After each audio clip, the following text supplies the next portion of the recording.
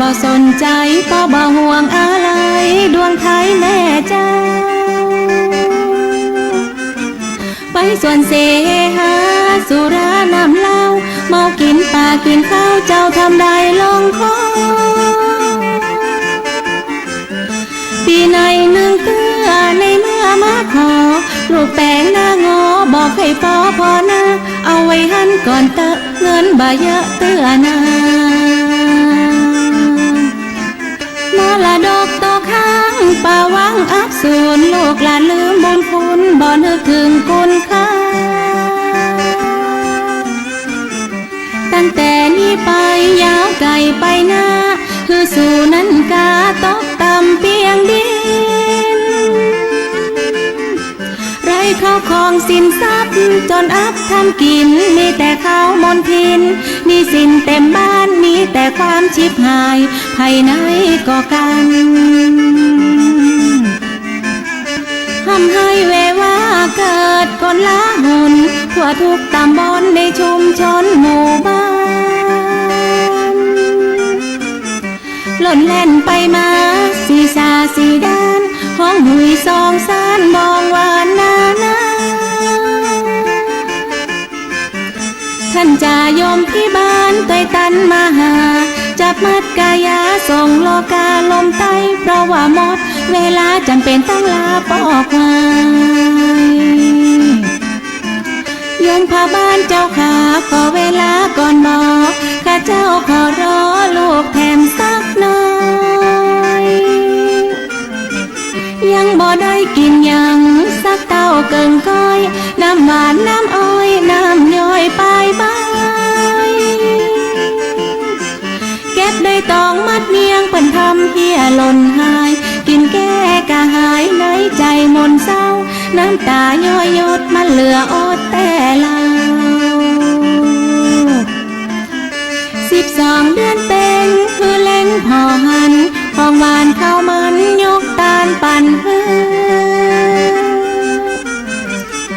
ลูกเต้าเหล่าหลานป้ากันไปซื้อ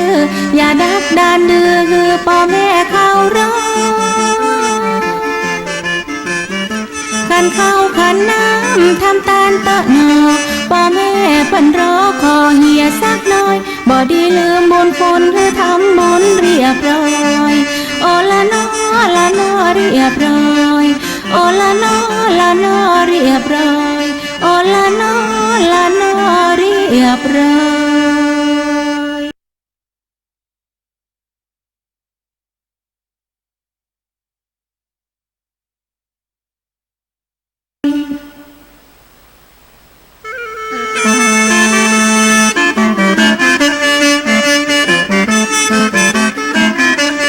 12 เดือนเต็งเลิกเล่งสองหันแสงทองนวลจันทร์ฟังแสงเจิดจ้านี่ล้างรถเสร็จแล้วงั้นมาล้างผักสิจ้ะนี่วันนี้เป็นไรปะเนี่ยไม่กินเหล้าเหรอเลิกแล้วเอาเวลามาอยู่กับเมียดีกว่าไม่ต้องล้างผักละมาเกาหลังให้หน่อยสิมาไม้เกาหลังก็มีนี่นามาเกาหน่อยแฮปปี้อยู่กินเหล้านึงเยอะสุกเลิกเหล้าวันนี้เริ่มเลย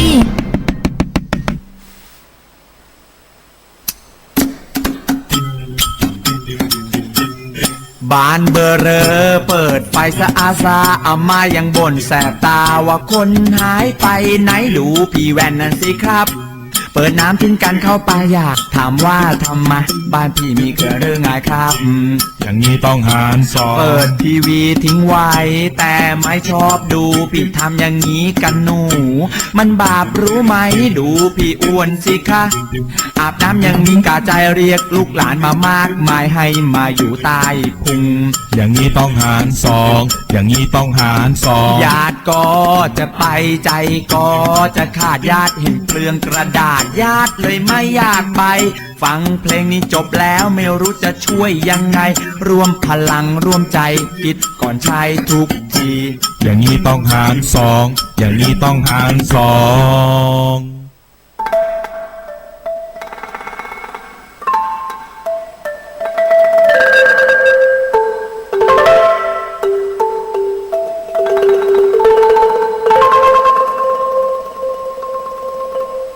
การนี้ไม่เหมาะกับเด็กอายุต่ำกว่า 15 ปี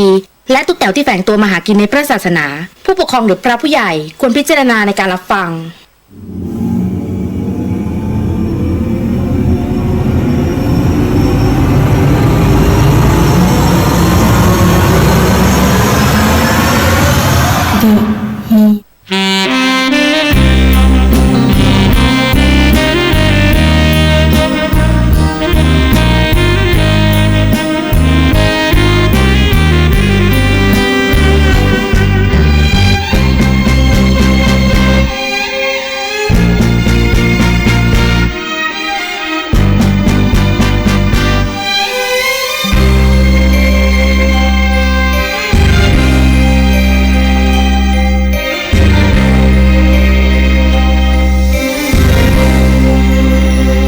คนตายไม่เป็นโลกจะลำเค็ญกว่านี้ความตายไม่มีโลกนี้จะอยู่ได้ไหมคนที่ลำบากไม่รู้จะอยู่อย่างไรคงมีคนร้ายมากมายท่วมล้นแผ่นดินรู้ตัวต้องตายก็ยังไม่ไหวชั่วช้าเกลียดชังโกรธาเห็นค่าดังคนใจหินโลกนี้แสนยุ่งต่างแย่งกันหากิน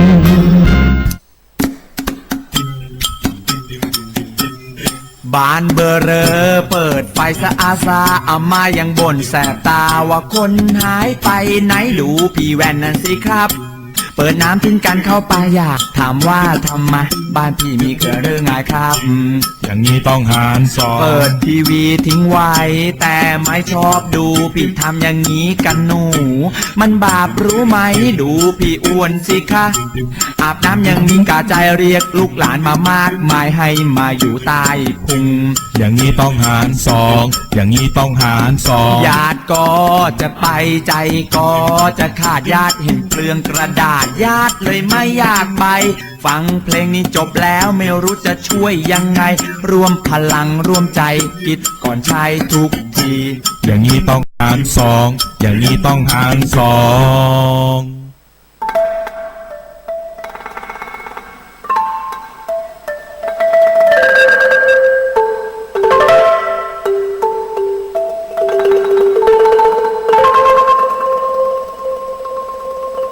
รายการนี้ไม่เหมาะกับเด็กอายุต่ำกว่า 15 ปี และตุ๊กแต๋วที่แฝงตัวมาหากินในพระศาสนา ผู้ปกครองหรือพระผู้ใหญ่ควรพิจารณาในการรับฟัง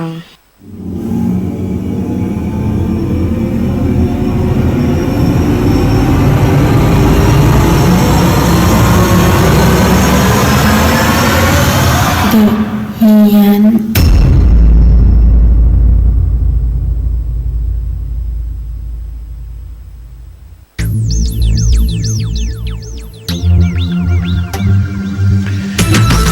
ขอนอบน้อมแด่องค์สมเด็จพระสัมมาสัมพุทธเจ้าพร้อมด้วยพระธรรมและพระสงฆ์ขอถวายความเคารพพระมหาเถรานุเถระเจ้าคณะพระสังฆาธิการทุกรูปทุกองค์และก็ขอเจริญพรศรัทธาสาธุชนญาติโยมพุทธบริษัททั้งหลายเข้าสู่รายการเดอะเฮียน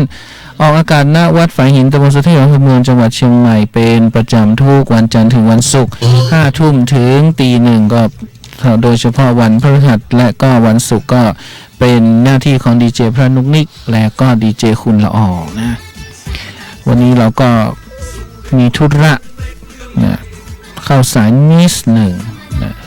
กำลังพิมพ์งานให้หลวงพ่ออยู่อาจารย์สมัครก็พิมพ์ไม่เป็น นะก็เลยต้องตอนนี้เผอิญแป้นพิมพ์ก็เลอร์ตอนนี้พอดีนะตอนที่เรากำลังรีบเร่งเนี่ยจะเข้ารายการเนี่ยคุณละออก็เข้ารายการไม่เป็นทำอะไรก็ไม่เป็นเปิดเพลงก็ไม่เป็นบอกให้ยุบไปเสียรายการนี้ก็ไม่ยุบเลี้ยวมันขอไว้สงสารมันอย่างนั้นอย่างนี้กันไปอีกนะก็อยู่กันเป็นเพื่อนกันในตรงนี้นะ2 ชั่วโมงนะเป็นทุกค่ำคืนจ้ะ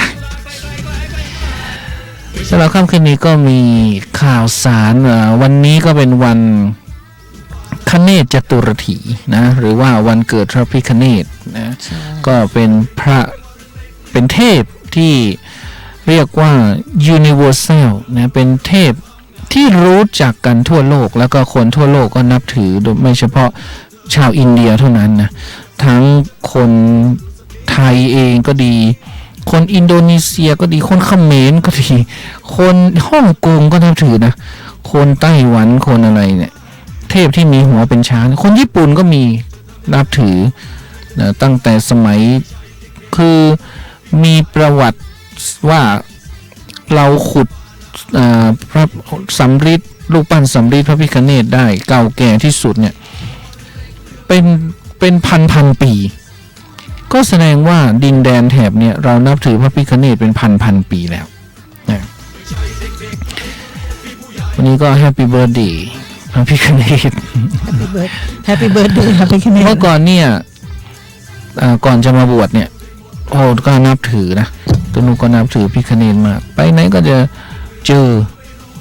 ตอนเรียนราชภัฏเองก็เรียนก็มีพระพิฆเนศนะพระพิฆเนศที่ราชภัฏก็มีประวัติตอนหล่อเนี่ยก็มีงูมาพันสายไฟระเบิดไฟดับทั้งงานอะไรก็เขาเล่ากันมานะโอ้มีอภินิหารเยอะแยะไปหมดอ่ะหรือว่าที่ศักดิ์สิทธิ์ก็ที่เชียงใหม่เราก็มีเยอะมากเลยอ่ะไม่ว่าจะเป็นที่โรงเรียนนาฏศิลป์วิไลนาฏศิลป์เชียงใหม่ก็มีพระพิฆเนศองค์ใหญ่เลยอ้วนท้วนเลยนั่ง ประทับอยู่หน้าโรงเรียนหน้าวิทยาลัยคอยเป็นเจ้าแห่งศิลปะวิทยาการต่างๆรวมไปถึงที่พิพิธภัณฑ์พระพิฆเนศที่ดอยหล่อก็ยิ่งใหญ่นะแม้แต่ข้างวัดฝายหินเราก็มีพระพิฆเนศไม้ตะเคียนนะไม้ตะเคียนหลายพันปีอ่ะเขาก็มาแกะคุณเข้มนะคุณเข้มมฤคพิทักษ์เจ้าของก็เอามาแกะเป็นพระพิฆเนศปางยืนแล้วก็เห็นว่าเป็นองค์ที่ใหญ่ที่สุดโดยที่ไม้ตะเคียนเนี่ยนะไม่มีที่นี่ที่เดียวเนี่ยแล้วก็เดี๋ยวนี้เขาก็ไปเปิดใหม่ที่อาร์เคดเนี่ยอาร์เคดก็มีลานพระพิฆเนศเนี่ยวันนี้ก็คงจะมีงานแล้วนะแล้วก็รวมไปถึงที่ประตูเชียงใหม่ก็มีเทวาลัยพิฆเนศเนี่ยเป็นห้องแถวเปิดใหม่เหมือนกันแล้วก็มีที่วัดศรีสุพรรณอันนั้นก็เป็นพระพิฆเนศเงินไม่ใช่เงินนะเป็นทาสีเงินใช่แต่เป็นปั้นนะอาจารย์ภูเป็นคนให้เลิกอาจารย์ภูวัดพวกเปียบอกว่าพระพิฆเนศที่วัดพวกเปียเป็นไม่ใช่วัดพวกเปียวัดศรีสุพรรณเนี่ยเป็นพระพิฆเนศทันใจก็คือปั้นเสร็จในวันเดียวเลยแล้วก็มีเจ้าฟ้าพระมหากษัตริย์มาบรรจุหัวใจด้วยแล้วก็มาไหว้กันมากมายนะที่ไหนอีกที่เรานึกออกที่หางดงจอมทองก็ดอยหล่อว่าไปแล้วพิพิธภัณฑ์นั่นนานแล้วโบราณแล้วก็มีหลายที่หลายทางแม้แต่เชื่อเถอะแม้แต่ในตัวของท่านผู้ฟังเองเนี่ยอย่างน้อยก็จะต้องมีคนหนึ่งเนี่ยพกเหรียญหรือว่าพกรูปหรือว่าพกอะไรเกี่ยวกับพระพิฆเนศหรือก็ไม่แน่นะแฟนรายการเราหลายคนก็อาจจะเคยบนบานศาลกล่าวกับพระพิฆเนศแล้วก็ได้รับโชคได้รับความสำเร็จนะก็เป็นได้นะพระพิฆเนศเป็นเทพแห่งความสำเร็จนะเทพแห่งความสำเร็จรวมไปถึงพระพิฆเนศเนี่ยจริงๆแล้วเป็นเทพอินเดียเนาะแต่เอาไปเอามาเลยโอ้คนไทยก็นับถือกันนะอย่างที่ว่าเนี่ยเรียกว่าเป็นสากลเป็นเทพแห่งสากลคือถ้าเอารูปปั้นพระพิฆเนศไปตั้งที่ไหนเนี่ยคนก็จะรู้จักว่าโอ้ this is Ganesha เนี่ยคนก็จะรู้เลย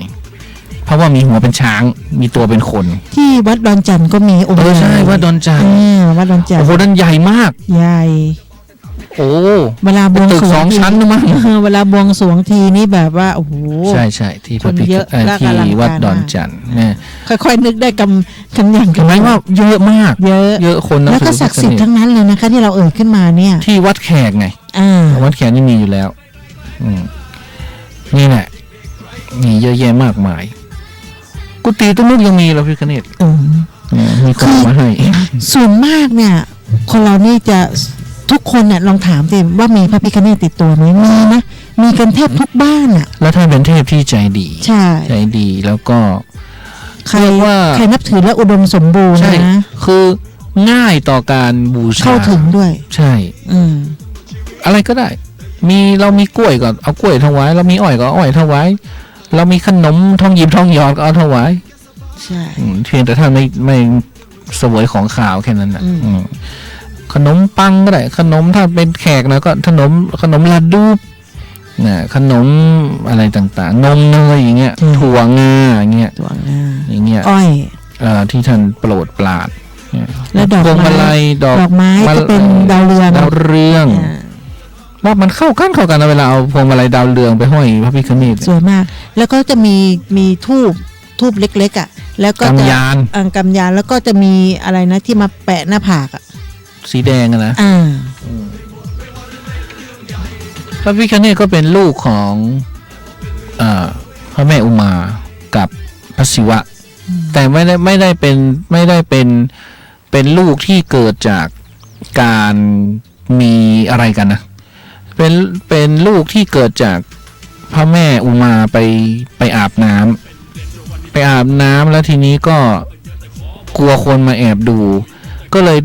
อาบน้ำไปก็เลยถูขี้ไข่แล้วก็เลยปั้นเป็นหุ่นขึ้นมาตอนแรกท่านก็เป็นคนเนี่ยนะเป็นคนปกติเนี่ยแล้วก็ปั้นขึ้นมาแล้วก็สั่งไว้ว่าห้ามใครเข้าไปนะนั่นลูกนะก็คือปั้นมาจากขี้ไข่ก็เลยเรียกลูกไงพระพิฆเนศก็ด้วยความที่มาจากขี้ไข่พระแม่อุมาเนี่ยก็เลยแข็งแกร่งมากใครมาต่อสู้อะไรเป็นแพ้หมดก็ทีนี้พระอิศวรหรือว่าพระศิวะเนี่ยจะเข้าไปบ้างจะเข้าไปหาพระแม่อุมาก็ไปเจอกับเนี่ยลูกที่เกิดจากขี้ไข่ ลูกจากขี้ไข่ ก็เลยไม่ยอมเนี่ยไม่ยอมก็เขาก็ถูกสั่งใช่ไหมว่าให้ขวางใครเข้ามาให้ขวางให้หมดพระศิวะก็เลยพิโรธนี่มันเป็นใครเด็กที่ไหนมาขวางฉันแต่ก็เลยจัดการอะไรตัดคอเลยพอตัดคอเสร็จพระแม่อุมาออกมาเป็นคนเนี่ยนะพี่คเนศพูดซ้อนนั่น แล้วทีนี้ก็พระแม่อุมาออกมาเห็นก็เสียใจบอกทำไมสวามีทำไมทำอย่างนี้กับลูกของเราได้ยังไงสวามีก็เลยไม่รู้จะทำไงก็เลยไปหาหัวช้างมาไม่ใช่ไปหาหัวช้างหรอกจะไปหาหัวคนมาต่อทีนี้มันไปหาละทั่วแผ่นดินชมพูทวีปเนี่ยหาไม่ได้ไม่มีใครตายวันนั้นเลยมีแต่ช้างเผือกตัวหนึ่งเชือกหนึ่งนอนตายหันหัวไปทางทิศเหนือเป็นมงคลไม่เป็นไรก็เลยตัดหัวช้างมาต่อไปก่อนพอตัดหัวช้างปุ๊บก็ฟื้นคืนชีพมาพอฟื้นคืนชีพมาพระศิวะก็เลยประทานพรว่าต่อไปนี้ใครจะบูชาเทพทั้งหลายต้องบูชาพระพิฆเนศก่อนเป็นอันดับแรกเพื่อจะได้ป้องกันอุปสรรคทั้งหลายพิฆเนศเนี่ยแปลว่าอุปสรรคนะจริงๆแล้วแปลว่าอุปสรรคก็ทำไมเป็นเจ้าของอุปสรรคในเมื่อท่านเป็นเจ้าของอุปสรรคใช่ไหมเราก็ต้องบูชาท่านเพื่อเราจะได้ไม่มีอุปสรรคแต่พระนามของพระพิฆเนศมี108พระนามทั้งอะไรผู้มีงาเดียวผู้นั่งบนดอกบัวผู้มีพุงพุ้ยผู้มีอะไรไม่รู้ตั้ง108ชื่อเลยผู้มีฟันงามอะไรสักอย่างเนี่ยมันแปลอะไรแล้วปางของท่านนี่เยอะมากก็108ปางเหมือนกันนะเนี่ยตัวที่เขาบอกนะในแค่ในจังหวัดเชียงใหม่เนี่ยที่เขาจะมีบอกเอาไว้เลยว่าองค์พระพิฆเนศที่ดังที่ศักดิ์สิทธิ์เนี่ยมีที่ไหนมากมีบ้านข้างวัดเขาก็มีวัดอุโมงค์วัดอุโมงค์ก็มีวัดอุโมงค์จะมีตรงไหน เนี่ยสวนพุทธธรรมไง ไม่ใช่มีที่ไหนนู่นร้อยทวารบาลนู่น นี่ไง วัดอุโมงค์ไม่มีคเนต แล้วเขาเขียนเอาไว้นี่ไงแล้วก็วัดพระสิงห์วัดเชียงมั่น อันนี้อาเขตนะคะ ประตูท่าแพแถววัดเกตเนี่ยมีหมดที่สวนหมกหาดก็มีตรงไหนอ่ะ ก็คือประตูเชียงใหม่ไง อ๋อ เทวาลัยเปิดใหม่นั่นเนี่ยทั้งอะไรอ่ะวริตเนวริตเนมหาเทพผู้ท่องสวดมนต์อันเข้มแข็งเห็นไหมสลวัตธนยายะมหาเทพโอรสแห่งพระศิวเทพเนี่ยชื่อมีร้อยชื่อเอกทันตยะมหาเทพผู้มีงาข้างเดียวมีงาข้างเดียวก็มีตำนานอีกท่านไปสู้รบกับอสูรและก็ไม่สู้ไปสู้มายังไม่รู้หักงาตัวเองเนี่ยเสียบอสูรแล้วก็ตายอสูรตายแล้วก็มีสิทธายะมหาเทพผู้เป็นเจ้าที่ดีที่สุดนี่กามิเนมหาเทพแห่งความรักพหปัตเยมหาเทพแห่งดวงดาวทั้งหลายลีลายะมหาเทพผู้มีลีลาอันวิจิตรนะแล้วก็มีพระพิฆเนศที่อินเดียเนี่ยจะเกิดขึ้นเองตามธรรมชาติมี8แห่งอีกเพราะนั้นเลข8ก็เลยเป็นเลขของพระพิฆเนศนะด้วยอย่างนี้ก็เริ่มตั้งแต่วันนี้เป็นต้นไปเขาก็บูชาไป7 วันมั้ง7 วันหรือ21 วันนี่แหละ7 วันก็เริ่มตั้งแต่วันนี้แหละวันนั้นดูข่าวอยู่แล้วองค์พระพิฆเนศเนี่ยก็เป็นตราสัญลักษณ์ของกรมศิลปากรด้วยนะคะใช่ไหมเขานับถือมาแล้วก็มหาวิทยาลัยศิลปากรนะแล้วก็เป็นพวกช่างศิลป์เขาก็มีนะคะแล้วก็สถาบันบัณฑิตพัฒนศิลป์เขานับถือเวลาถ้ามีพิธีบวงสรวงเนี่ยเขาก็จะเอาองค์พระพิฆเนศนี่ลุยน้ำนะเอาไปทิ้ง ไปทิ้งน้ำพอเสร็จงานแล้วเขาก็เอาไปทิ้งน้ำถ้าประเทศอินเดียเนี่ยเขาทิ้งไปเลย แต่ที่เมืองไทยอ่ะเขาเอาไปแค่ดำน้ำเสร็จแล้วเขาก็เอาขึ้นใช่ไหมแต่ถ้าประเทศอินเดียนี่คือเขาจะสร้างมาแบบองค์เล็กองค์ใหญ่แล้วแต่มีใครทำอาชีพอะไรก็จะทำพระพิฆเนศอาชีพนั้นเสร็จแล้วก็แห่รถเวสป้าก็มีตัดผมก็มีเป็นโพกเป็นพราหมณ์ก็มีใส่มงกุฎก็มียืนก็มีนั่งก็มีนอนตะแคงก็มีหาบของขายก็มีนั่งเล่นโน้ตบุ๊กก็มีของละออนมีเนี่ยนั่งบนเรือพายโทรศัพท์โทรศัพท์มือถือของละออนมีนั่งบนเรือพายนี่เนี่ยขายของเนี่ยเป็นเทพที่สากลมากเนี่ยใครจะเอาไปทำปางอะไรได้หมดไม่มีใครว่าเลยนะอันนี้ก็เป็นเรื่องราวของเนี่ยนี้มีการ์ตูนเยอะแยะไปอ่านดูไปดูก็ได้การ์ตูนพระพิฆเนศก็มีจะเป็นหนังเป็นละครมีหมดแต่ทีนี้เนี่ยเนื่องจากพระพิฆเนศเนี่ยเป็นเทพที่อยู่มายาวนานเนี่ยนะบางทีก็มีความแต้พ่องไม่แต้พ่องเนาะแต่สิ่งที่อยากให้ท่านผู้ฟังที่นับถือท่านเนี่ยก็ขอให้นับถือท่านโดยความดีของท่านเนาะหรือว่านับถือโดยเป็นเทวตานุสตินะให้นึกถึงเทวดาก็จะมีความใจดีมีหิริมีโอตตัปปะมีความเกรงกลัวต่อบาปมีความละอายต่อการทำชั่วกลัวต่อผลของบาปกรรมเนี่ยก็เป็นคุณสมบัติของพระพิฆเนศนะแล้วทำไมพระพิฆเนศถึงมีคนนับถือทั่วโลกเนี่ยก็แสดงว่าท่านก็ช่วยคนนะเนี่ยการช่วยเหลือนั่นเนี่ยก็คือความดีของท่านนะเพราะนั้นก็บูชาแบบมีสติปัญญาด้วยนะหรือว่าให้เข้าถึงความเป็นเทพของท่านนะเราทำความดีแล้วก็ไปเป็นเทพได้แล้วรวมไปถึงว่าเป็นสิ่งยึดเหนี่ยวนะเป็นสิ่งยึดเหนี่ยวบางโดยเฉพาะนักแสดงเนี่ยโอ้โหจะนับถือมากเลยพระพิฆเนศถึงเวลาปีหนึ่งก็จะมีการบวงสรวงพ่อแก่อย่างเงี้ยลองลงมาเนี่ย ก็เป็นเรื่องของครูบาอาจารย์ เป็นครูบาอาจารย์ เวลาเรานึกถึงครูบาอาจารย์เนี่ยครูบาอาจารย์ก็จะมาช่วยก็จะมา ทุ ช่ ก วย คนต้องมีครูบาอาจารย์ เหมือนเคยฟังนะหมอหยองเคยเล่าประวัติตัวเองให้ฟัง ว่าเมื่อก่อนเนี่ยตอนเป็นเด็กเนี่ยก็ไม่รู้เรื่องรู้ราวอะไรหรอกป่วยแทบจะตายเลยนะแล้วก็วันหนึ่งก็ฝันว่าไปเจอพระพิฆเนศเนี่ยหมอหยองนะไปเจอพระพิฆเนศองค์ใหญ่ไปตึก10 ชั้นเลยองค์ใหญ่มาก ขนาดยืนเนี่ยในฝันนะยืนเนี่ยยังสูงไม่ถึงแบบ เท้าท่าน แข้งท่านเลยอ่ะใหญ่องค์ใหญ่มากเลย แล้วก็พิฆเนศก็พูดด้วยหรือให้พรหรือสักอย่างเนี่ยจากนั้นก็หายป่วยแล้วก็มีพลังวิเศษมีดูดวงเก่งอะไรได้ขึ้นมาเลยเพราะฉะนั้นพระพิฆเนศท่านก็จะมาหาคน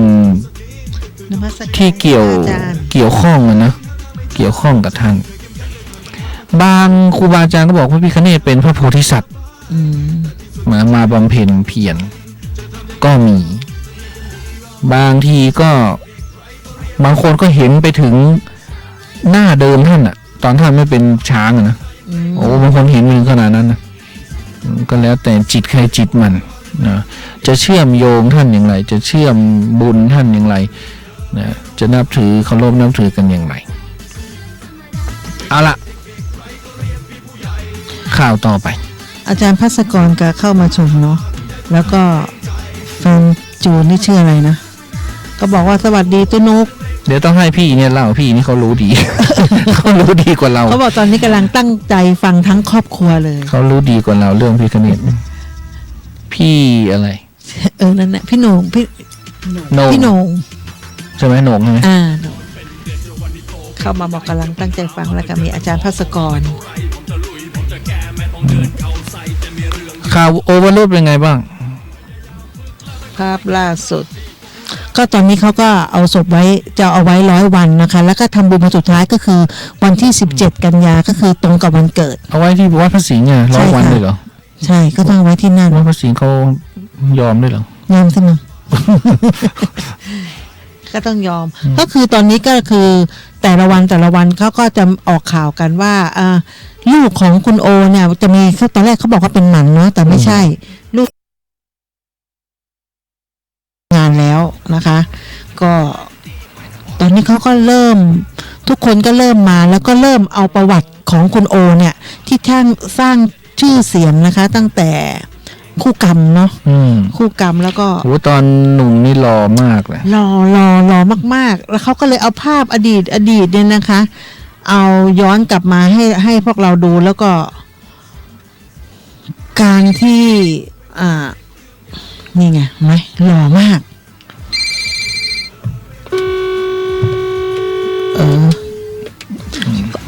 คราวนี้เส้นทางเนี่ยของอดีตพระเอกชื่อดังเนี่ยนะคะบนเส้นทางบันเทิงเนี่ยที่วนเวียนเนี่ยก็อยู่นาน30 ปีมีเรื่องราวมากมายนะคะคราวนี้บทที่ได้ความชื่นชมแล้วก็เป็นที่นิยมกันแล้วก็โด่งดังสร้างชื่อเสียงให้กับคุณโอเนี่ยก็คือคู่กรรมรับบทเป็นโกบุรินะกับคู่กับคุณแหม่มจินตลานะคะก็ได้รับรางวัลพระราชทานนะคะพระสุรวดีนะคะครั้งที่12แล้วก็ตุ๊กตาเงินดาราลุ่งไฟชายนะคะจากภาพยนตร์เรื่องคู่กรรมนั่นแหละแล้วคนนี้ก็ตอนหลังมาเนี่ยเมื่อปี32นะคุณโอก็เปิดตัวกำลังศึกษาอยู่กับนางเอกสาวสวยหมวยก็คือคุณอุ้ยมณีรัตน์ซึ่งทั้งคู่คบหากันมา7 ปีก่อนเลิกรากันแต่เขาไปสัมภาษณ์นะคะว่าก่อนที่คุณโอจะเสียชีวิตเนี่ยก่อนหน้านั้นก็คือเริ่มพยายามหาเบอร์โทรศัพท์ของคุณอุ้ยเนี่ยเขาบอกว่าพยายามหาเพื่อจะไปพูดคุยเพราะว่าเป็นรักครั้งแรกไงเป็นรักครั้งแรกแล้วก็คุณอุ้ยก็ให้สัมภาษณ์บอกว่าก็รู้อยู่ว่าคุณโอเนี่ยพยายามที่จะติดต่อพยายามหาเบอร์เนี่ยก็รู้จากคนรอบข้างหลายๆคนเขาก็เลยบอกพยายามที่จะไม่สานต่อแล้วไงเขาบอกว่ากลัวทำใจไม่ได้กลัวที่จะกลับไปคบกันใหม่ไง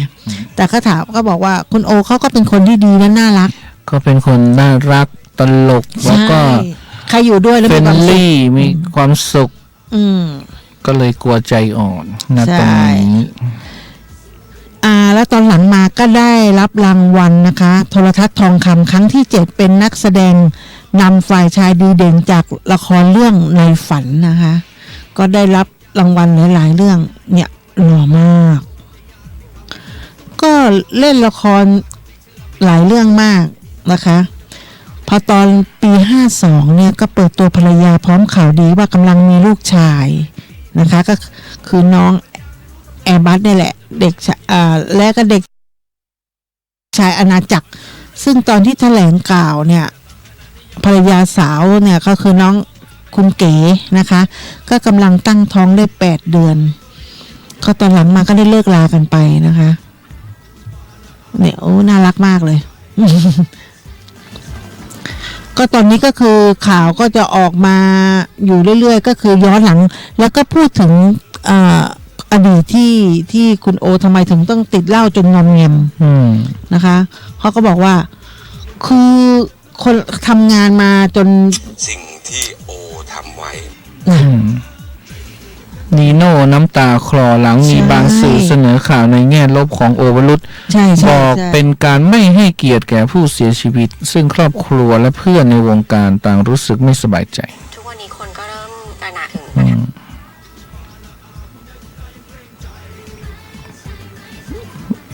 ข่าวต่อไปทำไมเพลงมันดับอ่ะนั่นนะไม่ใช่เพลงดับอะละออดับเราก็กำลังดูคันเด็กมันช้าตุ๊ ก็เอ็นดูพ่อแรมเนาะก็เปิดใจลูกพ่อแรมเนี่ยมีลูก2 คนเนาะคนโตก็เสียชีวิตไปแล้วมาคุณโอก็มาเสียชีวิตก็อยู่กันแค่2 คนตายายอย่างคุณนีโน่ก็เป็นห่วงก็เลยถามว่าร้านกาแฟนี่ยังทำอยู่ไหมพ่อเขาบอกว่าต้องทำเพื่อเลี้ยงตัวเองนั่นน่ะสิก็คือพ่อแรมนี่ก็เป็นดารานะแล้วก็คือแก่มากแล้วอ่ะแก่มากก็เอ็นดูไว้ว่าทำก็เอ็นดูก็บี้เดอะสตาร์ก็มาไหว้ศพของโอวรุตนะเดินทางมาเขาบอกว่าตอนนี้ถ้าอยากเจอดาราให้ไปที่วัดพระสิงห์เยอะมากจริงไหมเจอจริงไหมจริงโอ้ยเขาเอาหุ่นมาด้วยนะนี่หุ่นโอวรุตตอนเป็นโกโบลีมาตั้งเลยนี่เหรอหุ่นหรือลูกก็ไม่รู้เจริญพรค่ะว่าไปม่วนเปิดไปงานนี่นะมีอย่างห้องมีอย่างห้องไปงานศพม่วนไก่วรายุทธเจอไก่วรายุทธคุณน้องอโลชาขอลายเซ็นก่อนตลาสุขภาพจินตลาก็ไปทุกคืนคาดไม่ได้ไปนี่ไปดูดาราใช่ไหมโอ้ไปช่วยงานด้วยช่วยงานด้วยหลายคนเก็บเชื้อกันขอลายเซ็นก่อนขอลายเซ็นนะถ่ายรูปด้วยก่อนกล้าหันหน้ากับมันดีใจละเหรอมาหลากหลายนะแล้วเปิ้ลโซเปิ้ลว่ายายห้องโซเปิ้ลจะเก็บไว้กะอย่างไร7 วันกะถึงวันที่17กะต้องถามนีโน่กับต้องถามนีโน่เปิ้ลฮักเปิ้ลมากเลยนะเปิ้ลจัดการทุกอย่างเลยแล้วก็อยู่จนลมหายใจสุดท้ายอ่ะแม่อยู่โดยมันเพื่อนก็คือคนจิตลาก็อยู่นี่นะแล้วคนนั้นปุ๊บเหมือนเขาเยี่ยมคือจินตลาก็ไปทันอยู่แต่ว่าไม่ได้เข้าไปเหมือนเข้าเพราะว่าอยู่ในห้อง ICU เนาะแม่นห้องปลอดเชื้อนี่เข้าหลากหลายไปได้นี่เนี่ยแต่ว่ากระสำนักอันต้นมีงานใหญ่งานโตทำไมเมื่อวานทำไมมันเยอะเป็นก็มีพวงหลีดพระราชทานของไผ่ของพระองค์สงฆ์ครับ ก็เลย ข้าราชการเยอะมาก มีพวงหลีดประธานจากเจ้าวรวงศ์เถอวงศ์เจ้าสมโสรีพระวรราชาธิดามาศ ครับ เนาะก็ตอนนี้เขาบอกว่าเพื่อ ตอน นนี้ฝนมันตกไปเลยไปได้ไปร่วมงาน อืม โอ้มาฮักกันแต้แล้วนี่ฝนตกนี่ยิ่งต้องไปนะ อืม มาฮักกันแต้เนี่ย ฮักนี่แมนฝนตกน้ำนองจิตตัวตุกตัน ขอเว้นไปก่อนนี่ ฮักอย่างไรก็ขอเว้นฝนตกไปก่อน ใจอยู่หันละแต่เขามือเก็บป่วยอยู่ เอาไปตึงวันอยู่แล้วเนาะ ครับ เขาบอกว่าจะบำเพ็ญกุศลไปเป็นเวลา7 วันถึงวันที่17 กันยายนนี้ได้เปิดให้ประชาชนเข้าไว้อะไรกับศพได้ทุกวัน ครับ นะไปเจอบี้เดอะสตาร์นี่ แล้วเปิ่นได้ปิดตัวไปเดี๋ยวเอาไปไว้ที่ไหนเกิดที่ว่าเปิ่นมีงานต่อย ก็นั่นนะก่อนถึงว่าพระสิงห์เปิ้นยอมเลิกก็ว่า นั่นนะ แล้วก็คุณอันนี้ก็มาเนอะคุณวจีกันจารึกนัดโอวรุษคุยเรื่องงานวันที่13 กันยาแล้วเปิ้นก็เลยว่า พี่ก็เลยมาวันที่13 กันยาพี่มาตามนัดแล้ว คือเปิ้นจะกำลังอู้เรื่องงานกันอยู่ ก็คืองานเขาก็มีละครสองเรื่อง งานใช่ แล้วก็จะเป็น พี่เดชตาบ้านเปิ้นอยู่นี่หรออยู่เชียงใหม่ ใช่ คนเชียงใหม่ แล้วก็คุณนิโน่ก็บอกว่าจะมีงานพิธีกรต้นปี ตอนนี้ต้องไปคุยกับช่องใหม่เพราะว่าคุณโอไม่อยู่แล้ว นั่นแหละเอาละออไปสิ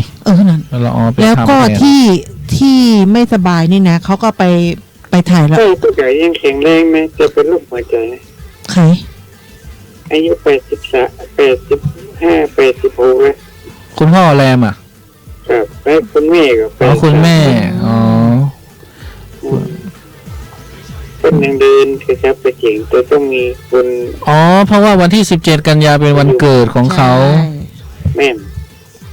เขาก็เท่าไหร่48หรือเท่าไหร่เต็มเนาะ 49 เต็ม 12 เนี่ย ถ้าออก49แล้วเอาเท่ากำนันละมึงเฮ้ย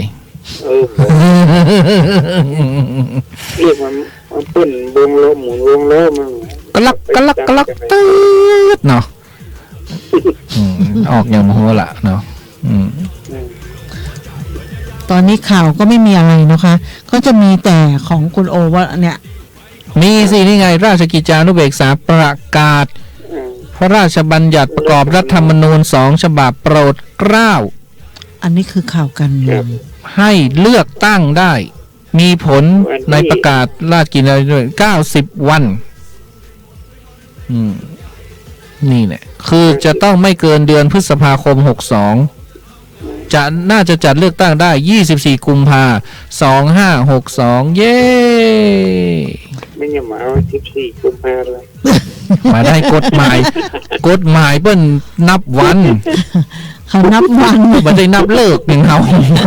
ถ้านับเลิกอย่างเฮายังแควนกันอันนี้เปิ้นนับวันเอาเชียงใหม่มีสสแต่ได้9 คนนี่กฎหมายใหม่นี่ อันนี้ดีใจที่จะได้เลือกตั้งแต่เราดีใจจะมีนาคี2ได้ซึกไว้สมัครเป็นสสกันได้ซึกไว้สมัครเป็นสส มีแค่สิทธิ์นั้นสมัครสวสามารถนะครับ คุณได้สิทธินั้นเดี๋ยวนี้เนาะก็เขาแซวแล้วว่าอันพี่เบิร์ดจะได้อย่างก็ได้อันสิทธิ์ผู้สูงอายุอ่ะรับเงินผู้สูงอายุ แล้วธงชัยเนี่ยนะ ใช่พี่เบิร์ดเกิด01อ่ะ 60 บาทแล้วก็ กำลัง60เต็มนี่ จะได้พูดอันนั้นแล้วเหรอเงินชรา เงินผู้สูงอายุแต่หน้าเพิ่นมาฮื้อบ่ได้แต่เพิ่นเฒ่าแล้ว หน้า40อ่ะ โอ้ผู้กินนั่นนี่ไอ้มาล่ากินนกปั่นแถม เปิ้นดูแลตัวเองเปิ้นดูแลทุกอย่างอ่ะคืออาทิตย์นึงเนี่ยเขาจะกินมะละกอทุกมื้อเพื่อแบบวันนึงอ่ะทั้งวันเลยวันอาทิตย์นึงเขาจะกินครั้งนึงแล้วก็จะกินมะละกอทั้งวันเพื่ออะไรเขาบอกว่าขับสารพิษในร่างกายออกให้หมดเขาจะไม่กินข้าวไม่กินอะไรนะกินแต่มะละกออย่างเดียวเพื่อขับสารพิษ เขาบอกว่าวันนั้นคือจะถ่ายจะขับออกให้หมด เนี่ยเขาถึงได้แบบหน้าเด็กอยู่ตลอดเวลาไง ขาดไม่ได้คือมันไล่ขี้นกกับน้ำผึ้งผสมมะนาว เช้ามาเขาก็กินกล้วย1 ใบ 1 หวีเฮ้ย1 ใบหนึ่งลูกสิ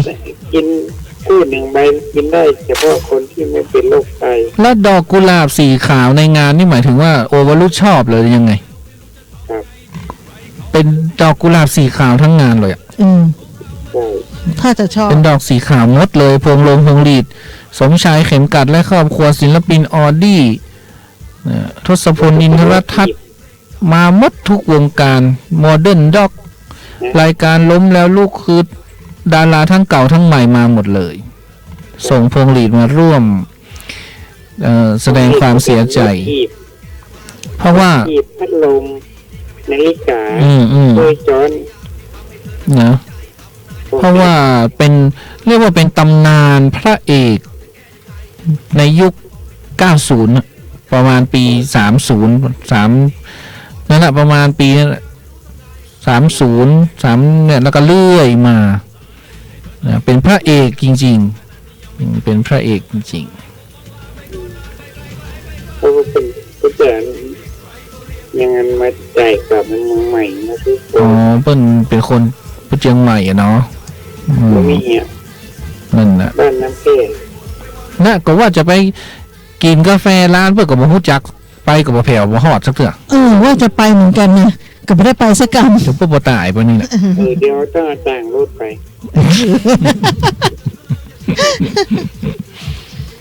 ต้องแฟนเป็นบริการที่นุกอะ จังหวัดเชียงใหม่ กาแฟนี้อันแจกมันผู้มาร่วมงานเดี๋ยวหรอ เฮ้อ49แต่เนอะแผงขายสลากกินแบ่งรัฐบาลวัดพระสิงห์ที่จัดงานศพโอวรุตรับผลพลอยได้ยอดขายกระเตื้องเลข49ถูกกวาดซื้อหมดเกลี้ยง คืออายุของเขาเหรอ เขายังเอา17ของ17กันยา น่ะ ก็ว่ามันออกไปแล้ว17อย่ามองเสีย แล้ววันที่เขาเสียล่ะ ฮะ เสียวันที่อย่าง11เสียชีวิตที่11 ตี 2 ตี 2:40โอ้เป็นนกไอ ถ้าวันเกิดก็แต่ตอนตายน่ะ48ไงแต่ขึ้นลมหายใจที่บ้านอ่ะ วันที่อายุ48แล้วก็ไม่กี่วันก็49ก็อัน17ก็ได้40ก็ได้48ก็ได้49ก็ได้จะเป็นรายการใบหัวละได้หมดอะแต่มันจะออกอย่างหมูมันจะออกมาถ้ามาถูกกับเกี่ยวกับเฮาไงมันเกี่ยวกับเฮาละแต่ถ้าถูกนี่จะเกี่ยวกับเฮาละถ้าถูกนี่จะเกี่ยวกับเฮาถ้ามาถูกนี่ไม่เกี่ยวกับเฮาสาธุเนอะยินดีนี่คนที่ไปช่วยงานทุกวันยกเว้นวันนี้ฝนตก คือพี่ไพบูลย์อยู่ในเหตุการณ์ตลอดกระทบไหลดารากระทบไหลดาราคราวนี้เชียงใหม่ของเราเขาบอกว่ากระทรวงวัฒนธรรมเตรียมเสนอยูเนสโกจังหวัดเชียงใหม่เป็นมรดกโลกเขาเสนอมาตั้งนานแล้วแต่ปลายปีนี้นะมีโอกาสเป็นไปได้ใช่ไหมเขาบอกว่าไทยเร่งจัดทำเอกสารแหล่งมรดกทางวัฒนธรรมเขาประชุมกันมาหลายต่อหลายครั้งแล้วแต่เสนอแล้วก็คือปลายเดือนนี้เสนอใหม่แต่ว่ามีโอกาสลุ้นถึงปลายปีนี้ไงเสนอมาก็จริงอยู่แต่ว่าต้องเสนอเรื่อยๆละมั้งแต่เขาบอกปลายปีนี้มีลุ้นแน่นอนคือมันยังไม่มีอะไรที่มันโดดเด่นขึ้นมาไงที่มันเป็นแหล่งมรดกวัฒนธรรมสากลโลกอ่ะที่มันคือเขาก็ตีกลับมาอะไรอย่างเงี้ยก็มีความพยายามเพราะว่าการส่งอะไรต่างๆนี่ต้องใช้เงินนะเจ้าเธอใช่งบประมาณก็มีหลายอย่างนะอย่างเนี้ยสมดอกเนี่ยเขาก็เสนอนะแต่ที่เขาโดดเด่นมากก็คือเขาบอกว่าเชียงใหม่เนี่ยเป็นเมืองที่คนกับโบราณสถานอยู่ด้วยกันได้ใช่คูเมืองอย่างเงี้ยไม่เยอะด้วยนะมันไม่มีเมืองไหนแต่คนอยู่ในคูเมืองได้เงี้ยถ้าเป็นเมืองอื่นนะเขาจะต้องเกณฑ์คนออกหมดนะ ถ้าอยู่ในคูเมืองนะไม่ว่าจะเป็นพระราชวังปักกิ่งพระราชวัง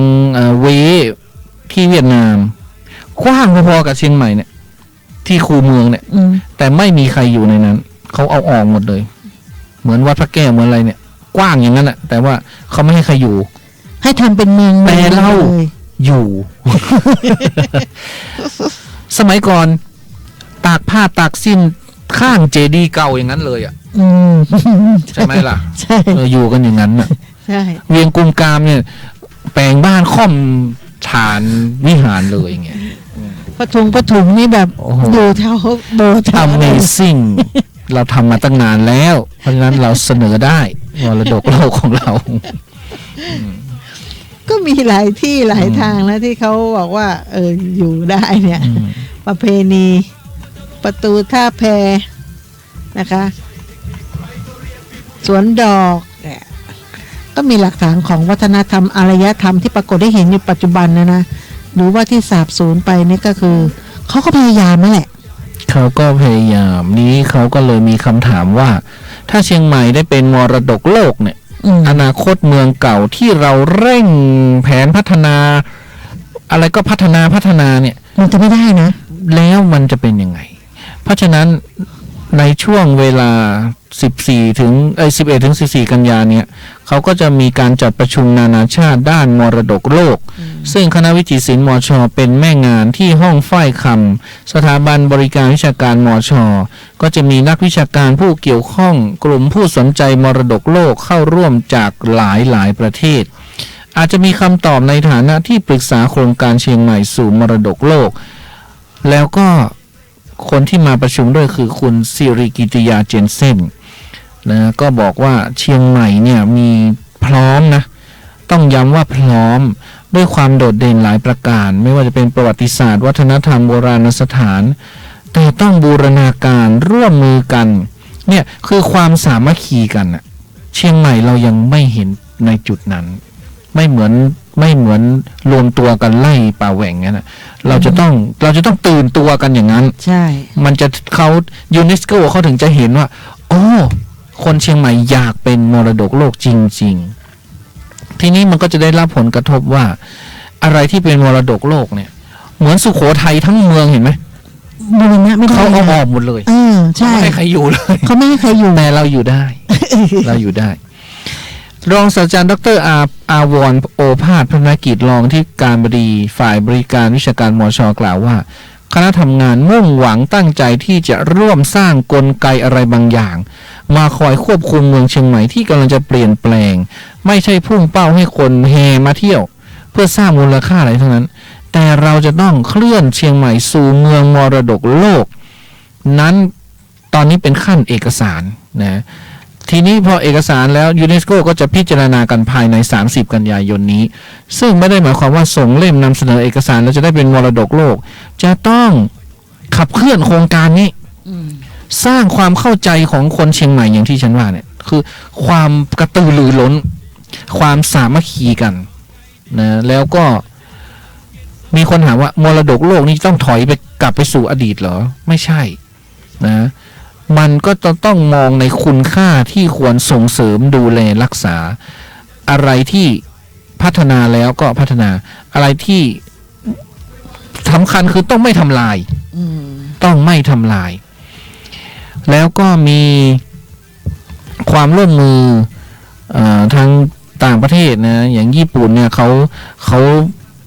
ช่วยกันผลักดันนะแล้วก็เข้าสู่เบื้องต้นเมื่อปี58แล้วอย่างที่ฉันว่าเนี่ยคือกระบวนการบัญชีรายชื่อเบื้องต้นมรดกโลกแล้วเขาเสนอไปแล้วนะซึ่งมันอาจจะนานเป็น5 ปีก็ได้10 ปีก็ได้เราก็ต้องทำต่อไปเพราะว่ายูเนสโกเนี่ยเขาประชุมทุกปีปีนี้วันที่24 ถึง 4 กรกฎาคมเนี่ย61ที่กรุงมานามาบาเรนก็มีการประกาศรายชื่อมรดกโลกแห่งใหม่19 แห่งเป็นมรดกโลกทางวัฒนธรรม13 แห่งทางธรรมชาติ3 แห่งและแบบผสมผสาน3 แห่งฉันว่าเชียงใหม่ต้องเป็นแบบผสมผสานแน่เลยแน่นอนพูดถึงเชียงใหม่ตุเรามาดูว่าห้ามต่างด้าวแย่งอาชีพคนไทยดีกว่ายังห้ามได้ไหม นะคะเขาก็บอกว่าเตือนอีกครั้งห้ามแรงงานต่างด้าวทำงานผิดประเภททั้งขายของหน้าร้านหรือแย่งอาชีพสงวนของคนไทยฝ่าฝืนมีโทษปรับสูงนะคะถึง 200,000 บาทหรือจำคุกปรับ1 ปีกฎหมายกำหนดให้แรงงานต่างด้าวที่มาทำอาชีพสงวนสำหรับคนไทยและทำงานโดยไม่ได้รับอนุญาตตามมาตรา 8 มีโทษจำคุกไม่เกิน 5 ปีปรับตั้งแต่ 2,000 บาทถึง 100,000 บาทส่วนนายจ้างถูกจับในข้อหาให้ต่างด้าวทำงานไม่ตรงกับใบอนุญาตหากผิดจริงมีอัตราโทษปรับ 100,000 บาทนะ 10,000 ถึง 100,000 บาทต่อแรงงาน1คนนะคะและหากทำผิดซ้ำมีโทษจำคุกไม่เกิน1 ปีปรับเพิ่มเป็น50,000 บาทถึง 100,000 บาทต่อแรงงาน1คนนะคะทั้งนี้งานที่ผ่อนผันให้แรงงานต่างด้าว3 สัญชาติก็จะมีเมียนมาลาวและกัมพูชานะคะสามารถทำงานได้2 ประเภทคืองานกรรมกรและงานบ้านส่วนงานขายของหน้าร้านหรือการเป็นเจ้าของกิจการยังคงเป็นอาชีพที่ห้ามแรงงานต่างด้าวทำตามที่กำหนดในงานอาชีพและวิชาชีพที่ห้ามแรงงานต่างด้าวทำนั้นน่ะบัญชีท้ายพระราชกิจฎีกาเนี่ยนะกำหนดไว้ในอาชีพและวิชาชีพห้ามคนต่างด้าวทำเมื่อพ.ศ. 2522นะคะก็หากพบแรงงานต่างด้าวทำผิดกฎหมายหรือพบการกระทำผิดเกี่ยวกับการทำงานของแรงงานต่างด้าวเนี่ยสามารถแจ้งเบาะแสได้ที่สายด่วนกรมการจัดหางานนะคะ1506แล้วก็กด2หรือร้องเรียนได้ที่กองทะเบียนจัดหางานกลางนะคะและคุ้มครองคนหางานแล้วก็กรมการจัดหางานหมายเลขโทรศัพท์02-354-1386นะคะหรือสำนักงานจัดหางานกรุงเทพมหานครที่มีอยู่ทั้งหมด10 พื้นที่ทั่วกรุงเทพมหานครและสำนักงานจัดหางานจังหวัดทุกจังหวัดทั่วประเทศหรือหากพบคนไทยที่เป็นอมนีเนี่ยให้แรงงานต่างด้าวเปิดกิจการเป็นอาชีพสงวนสำหรับคนไทยเนี่ยสามารถโทรศัพท์สอบถามข้อมูลได้ที่หมายเลขที่1570 call center นะคะกรมพัฒนาธุรกิจการค้ากระทรวงพาณิชย์นะคะเขาก็บอกว่าข้อมูลนี้มาจากสำนักประชาสัมพันธ์เขต 7นะคะก็เชียงใหม่อ่ะก็เห็นเยอะแยะไปหมดที่เป็นเจ้าของกิจการ ไม่อาชีพสงวนคนไทยมี39 อาชีพตอนนี้เขาก็เลยผ่อนผันให้แล้วนะก็คืออย่างที่ว่านะกรรมกรอะไรเนี่ยแรงงานทำได้ท่านแรงงานต่างด้าวทำได้เพราะคนไทยไม่ทำแล้วก็มี10 งานนะคือกสิกรรมเลี้ยงสัตว์งานป่าไม้งานบัญชี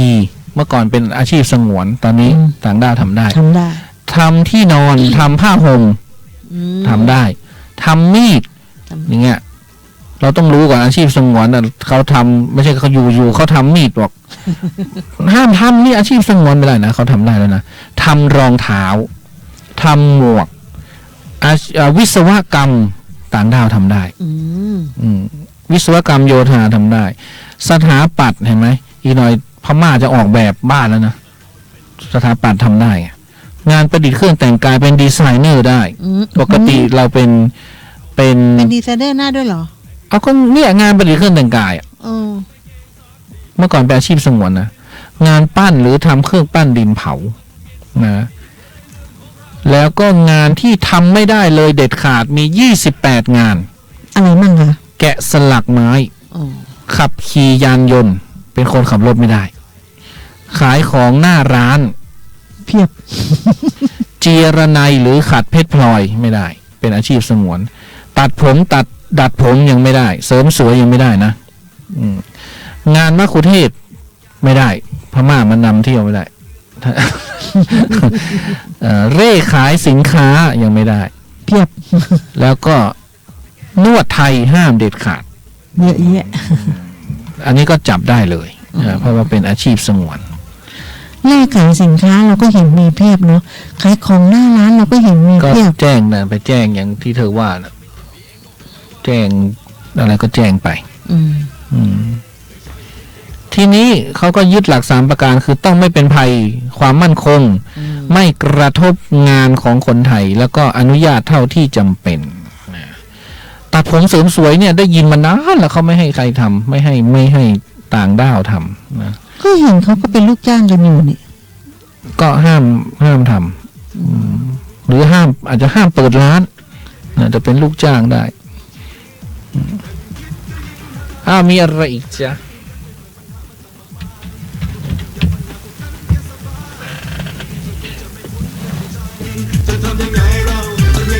อันนี้เขาก็บอกว่า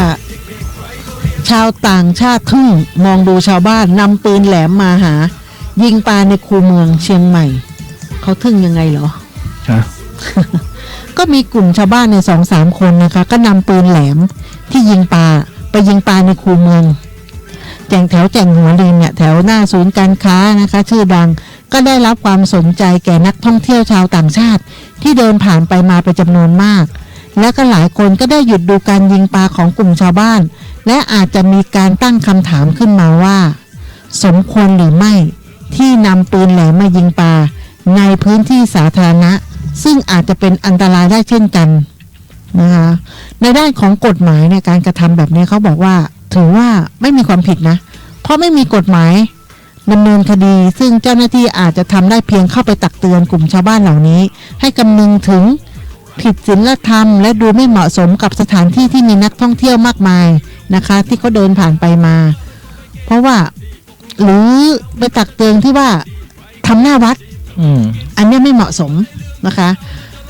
อย่างตรงเนี้ยมันก็เยื้องไม่ไกลจากหน้าวัดแถวหน้าวัดโมกโมลีก็มีเนาะปืนเขาก็บอกว่าห้ามไม่ได้ว่าไม่ได้เพราะมันไม่ได้มีกฎหมายกำหนดขึ้นมา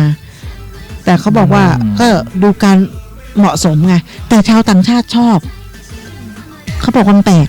มันก็ไม่ใช่แปลกนะเขายิงปลาอย่างเงี้ยมันก็ขึ้นอยู่เพราะว่าแต่ละคนมีความสามารถมากน้อยก็ยังดีกว่าเอาแหไงถ้าแหลงนี่ยาวเลยนะไม่กล้ากินอ่ะปลาในคูเมืองมันจะต้องเป็นปลาปล่อยมันจะต้องเป็นปลาที่ยังไงอ่ะส่วนมากปลาเทพเจ้าอ่ะมันส่วนมากจะเป็นปลาที่เขาปลาปล่อยอ่ะฮะโตมันจะกินลำกะด้วยสมัยก่อนเนี่ยมาอยู่เชียงใหม่ใหม่ๆเขาบอกให้ไปปล่อยไม่เขาบอกว่าให้มาปล่อยปลาเราก็มาปล่อยมีน้ำเนี่ยก็ปล่อยคูเมืองพอเราอยู่ไปเขาบอกว่าปล่อยปลาในคูเมืองสะดอกเคราะห์มันก็ไม่ไปไหนมันก็วนอยู่ในคูเมืองนี่แหละเอาจริงเหรอเขาบอกก็ไม่ไปไหนหรอกทางไปอยู่มั้งเอามันจะไปตรงไหนอ่ะคูเมืองอ่ะเอาก็บางทีเขาก็สูบน้ำออกไม่เห็นเหรอแล้วเขาปลาไปไหนอ่ะเขาก็จับกันหมดเลยค่ะเขาก็สูบนะเวลาเขาจะล้างคูเมืองเขาก็สูบน้ำออก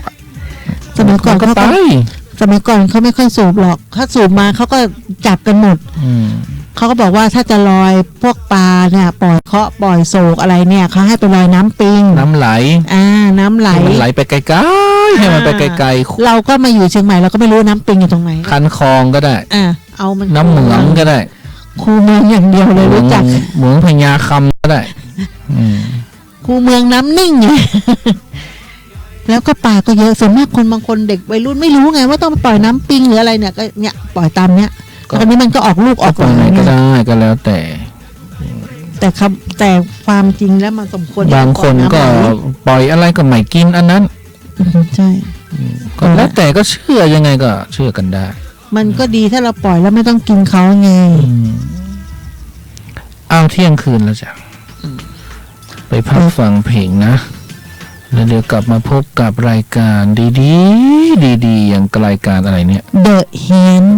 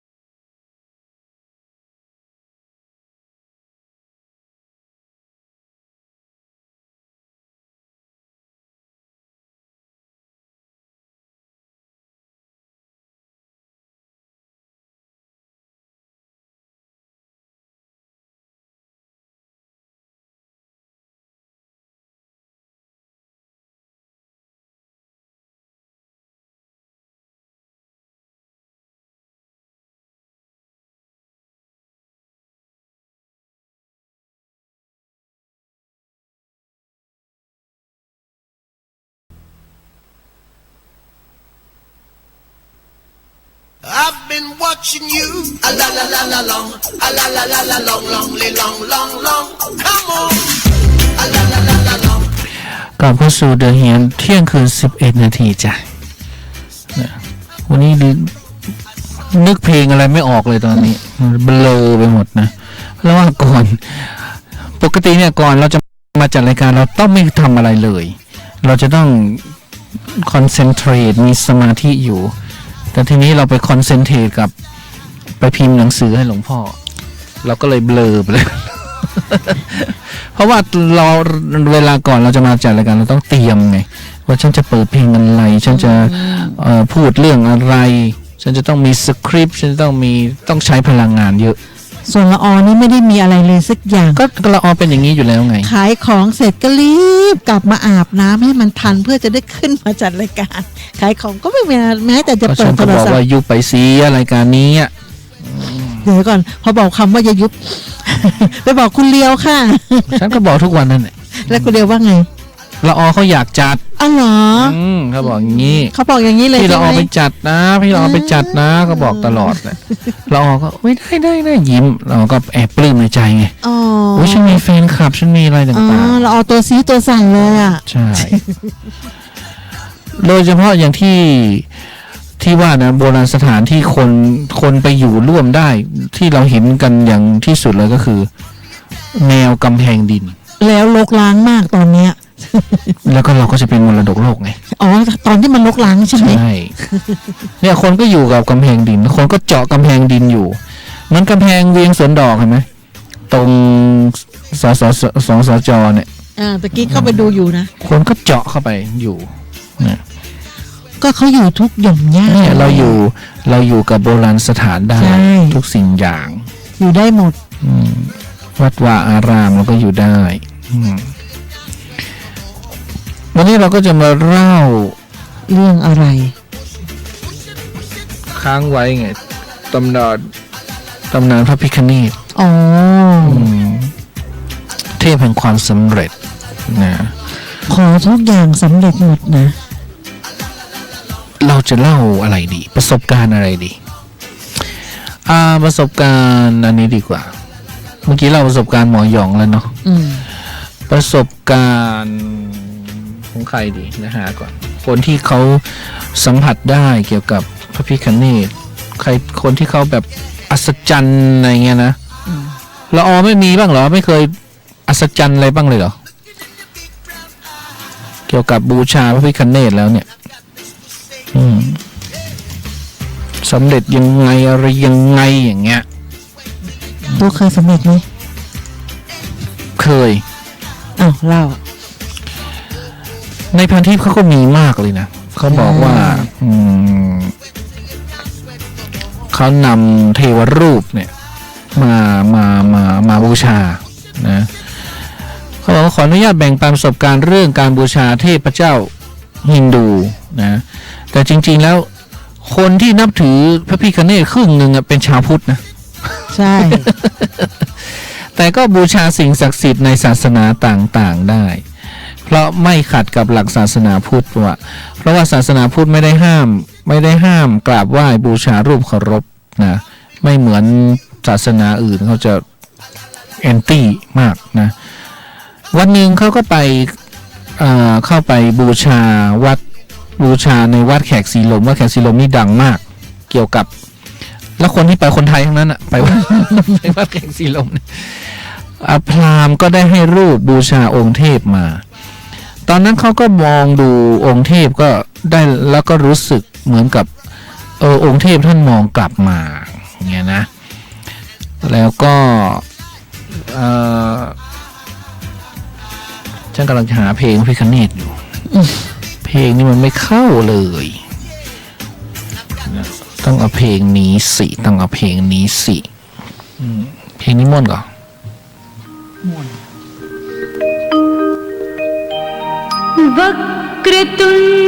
ยิ่งให้มันเข้าบรรยากาศเอาถึงไหนแล้วเมื่อกี้ถึงเขาก็ได้รับรูปนะได้รับรูปที่วัดแขกเป็นรูปขนาดเล็กพกติดกระเป๋า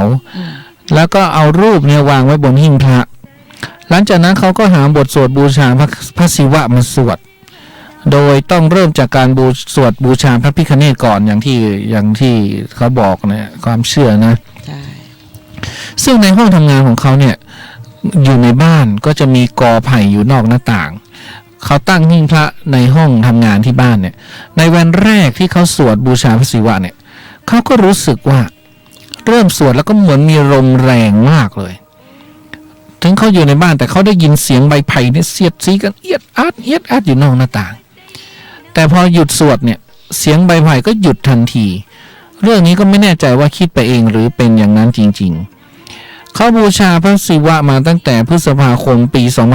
2556เขาก็เจอเรื่องราวต่างๆหลายครั้ง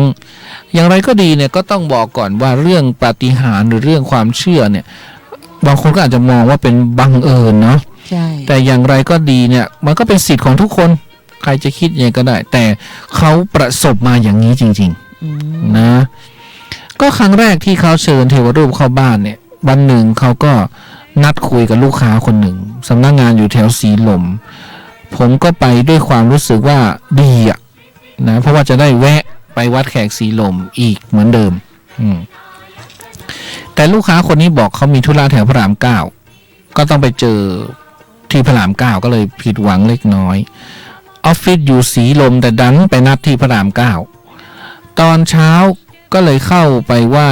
บูชาองค์เทพบอกว่าเนี่ยเสียดายนะตอนแรกเนี่ยจะประชุมที่สีลมแล้วก็จะได้ไปนมัสการท่านด้วยแหละปรากฏว่าสายๆลูกค้าโทรมาบอกเขายกเลิกนัดที่พระราม 9ให้เขาไปเจอที่สีลมเหมือนเดิมนี่บังเอิญไหมบังเอิญไหมเมื่อประชุมเสร็จเขาก็ไปนมัสการวัดแขกสีลมหลังจากไหว้องค์เทพเสร็จเขาก็เข้าไปดูบริเวณที่ขายเครื่องรางก็ไปถึงก็ไปถามถึงองค์พระศิวะปรากฏว่าเหลืออยู่องค์เล็กๆองค์เดียวองค์ 3,900 กว่าบาทก็ไปพูดหน้าวิหารว่าเก็บไว้ก่อนเดี๋ยวงวดหน้าถูกหวยจะกลับมาซื้ออันนี้นับถือจริงนะ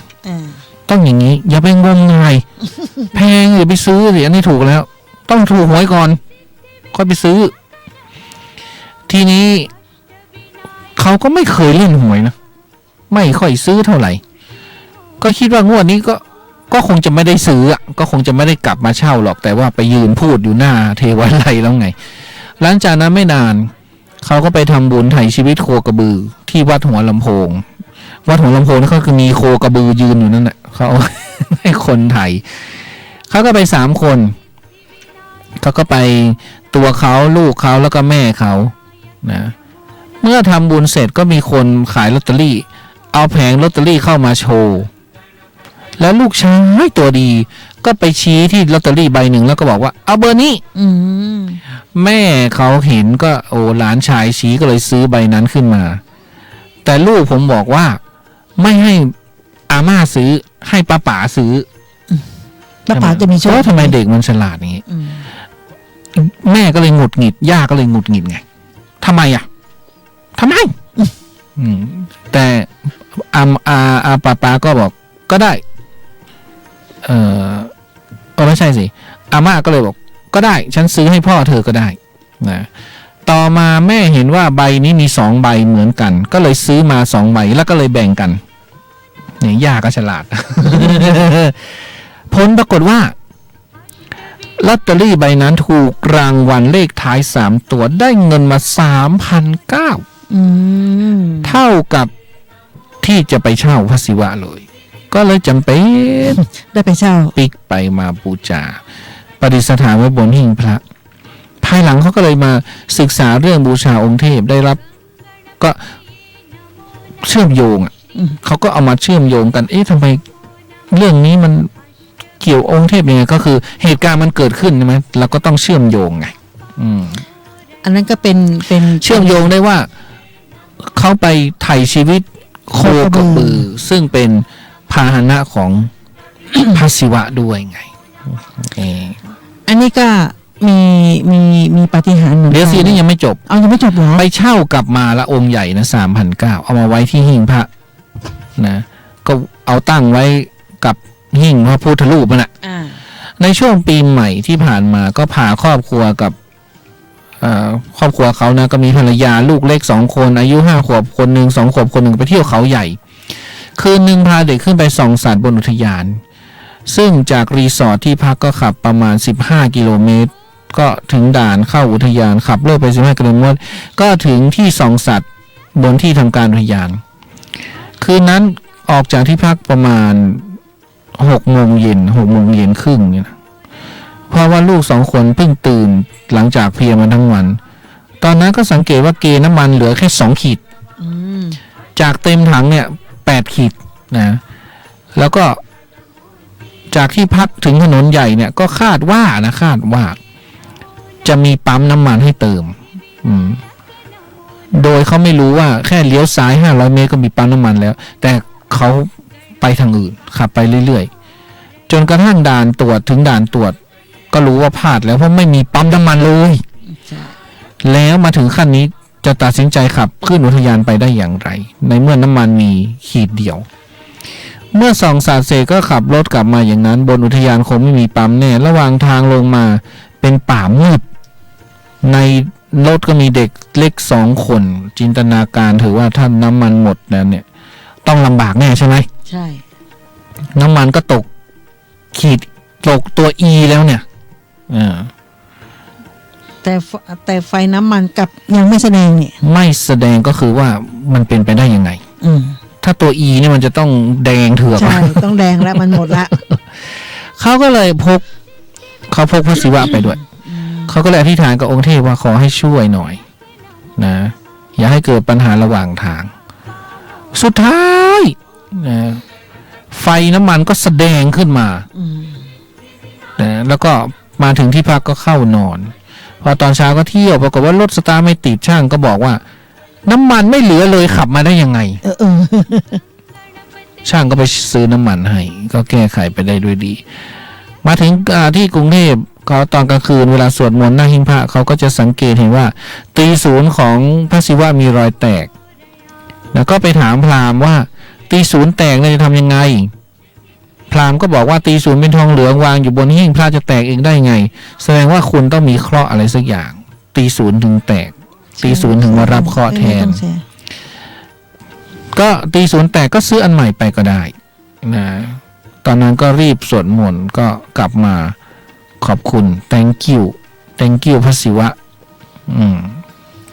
แล้วก็เรื่องยาลาวก็เสร็จแล้วเขาก็ยังมีไปซื้อหิ้งพระอะไรอีกก็ขอนั่นแหละหิ้งพระโต๊ะหมู่ 7,000นี่ก็อธิษฐานท่านก็ให้เงินตลอดนี่แล้วก็มีปาฏิหาริย์อันนี้อีกเขาบอกเสียงเคาะปริศนาที่ไหนก็เขาบอกว่าเขาก็เปิดธุรกิจใหม่เนี่ยค่ะพราหมณ์ก็ได้ให้รูปบูชาของพระศิวะมาเป็นรูปพระศิวะโปรยเงินลงมานี่แหละเนี่ยที่โปรยภาพอันนี้เนาะเขาก็บอกว่าผมก็เอารูปเนี่ยไปใส่กรอบแต่มีปัญหาคือรูปมันใหญ่เกินไปทำให้กรอบเนี่ยไม่มีขาตั้งผมก็ไม่อยากจะเจาะกำแพงก็จึงเอารูปวางนอนไว้บนหลังตู้คราวนี้มันก็เกิดเรื่องแปลกก็คือฝ้าเพดานตรงที่วางรูปวางอยู่เนี่ยมันมีเสียงฝามันลั่นอยู่ตลอดเวลาเหมือนอากาศเปลี่ยนทำให้ฝามันหดตัวงั้นแหละหรือขยายตัวน่ะคราวนี้ผมก็ไม่ได้คิดอะไรมากนะคะบางครั้งก็จะมีเสียงเคาะที่ฝ้าเพดานเหมือนมีสัตว์อะไรอยู่ข้างบนก็เคยขึ้นไปดูก็ไม่เห็นมีอะไรผมก็ตั้งหิ้งบูชาไว้ในห้องทำงานเนี่ยเมื่อทำงานตอนกลางคืนก็จะได้ยินเสียงเกือบตลอดเวลาเหตุการณ์เป็นอย่างนี้เกือบเดือนตอนหลังเนี่ยเริ่มสังหรณ์ใจละก็เลยเอารูป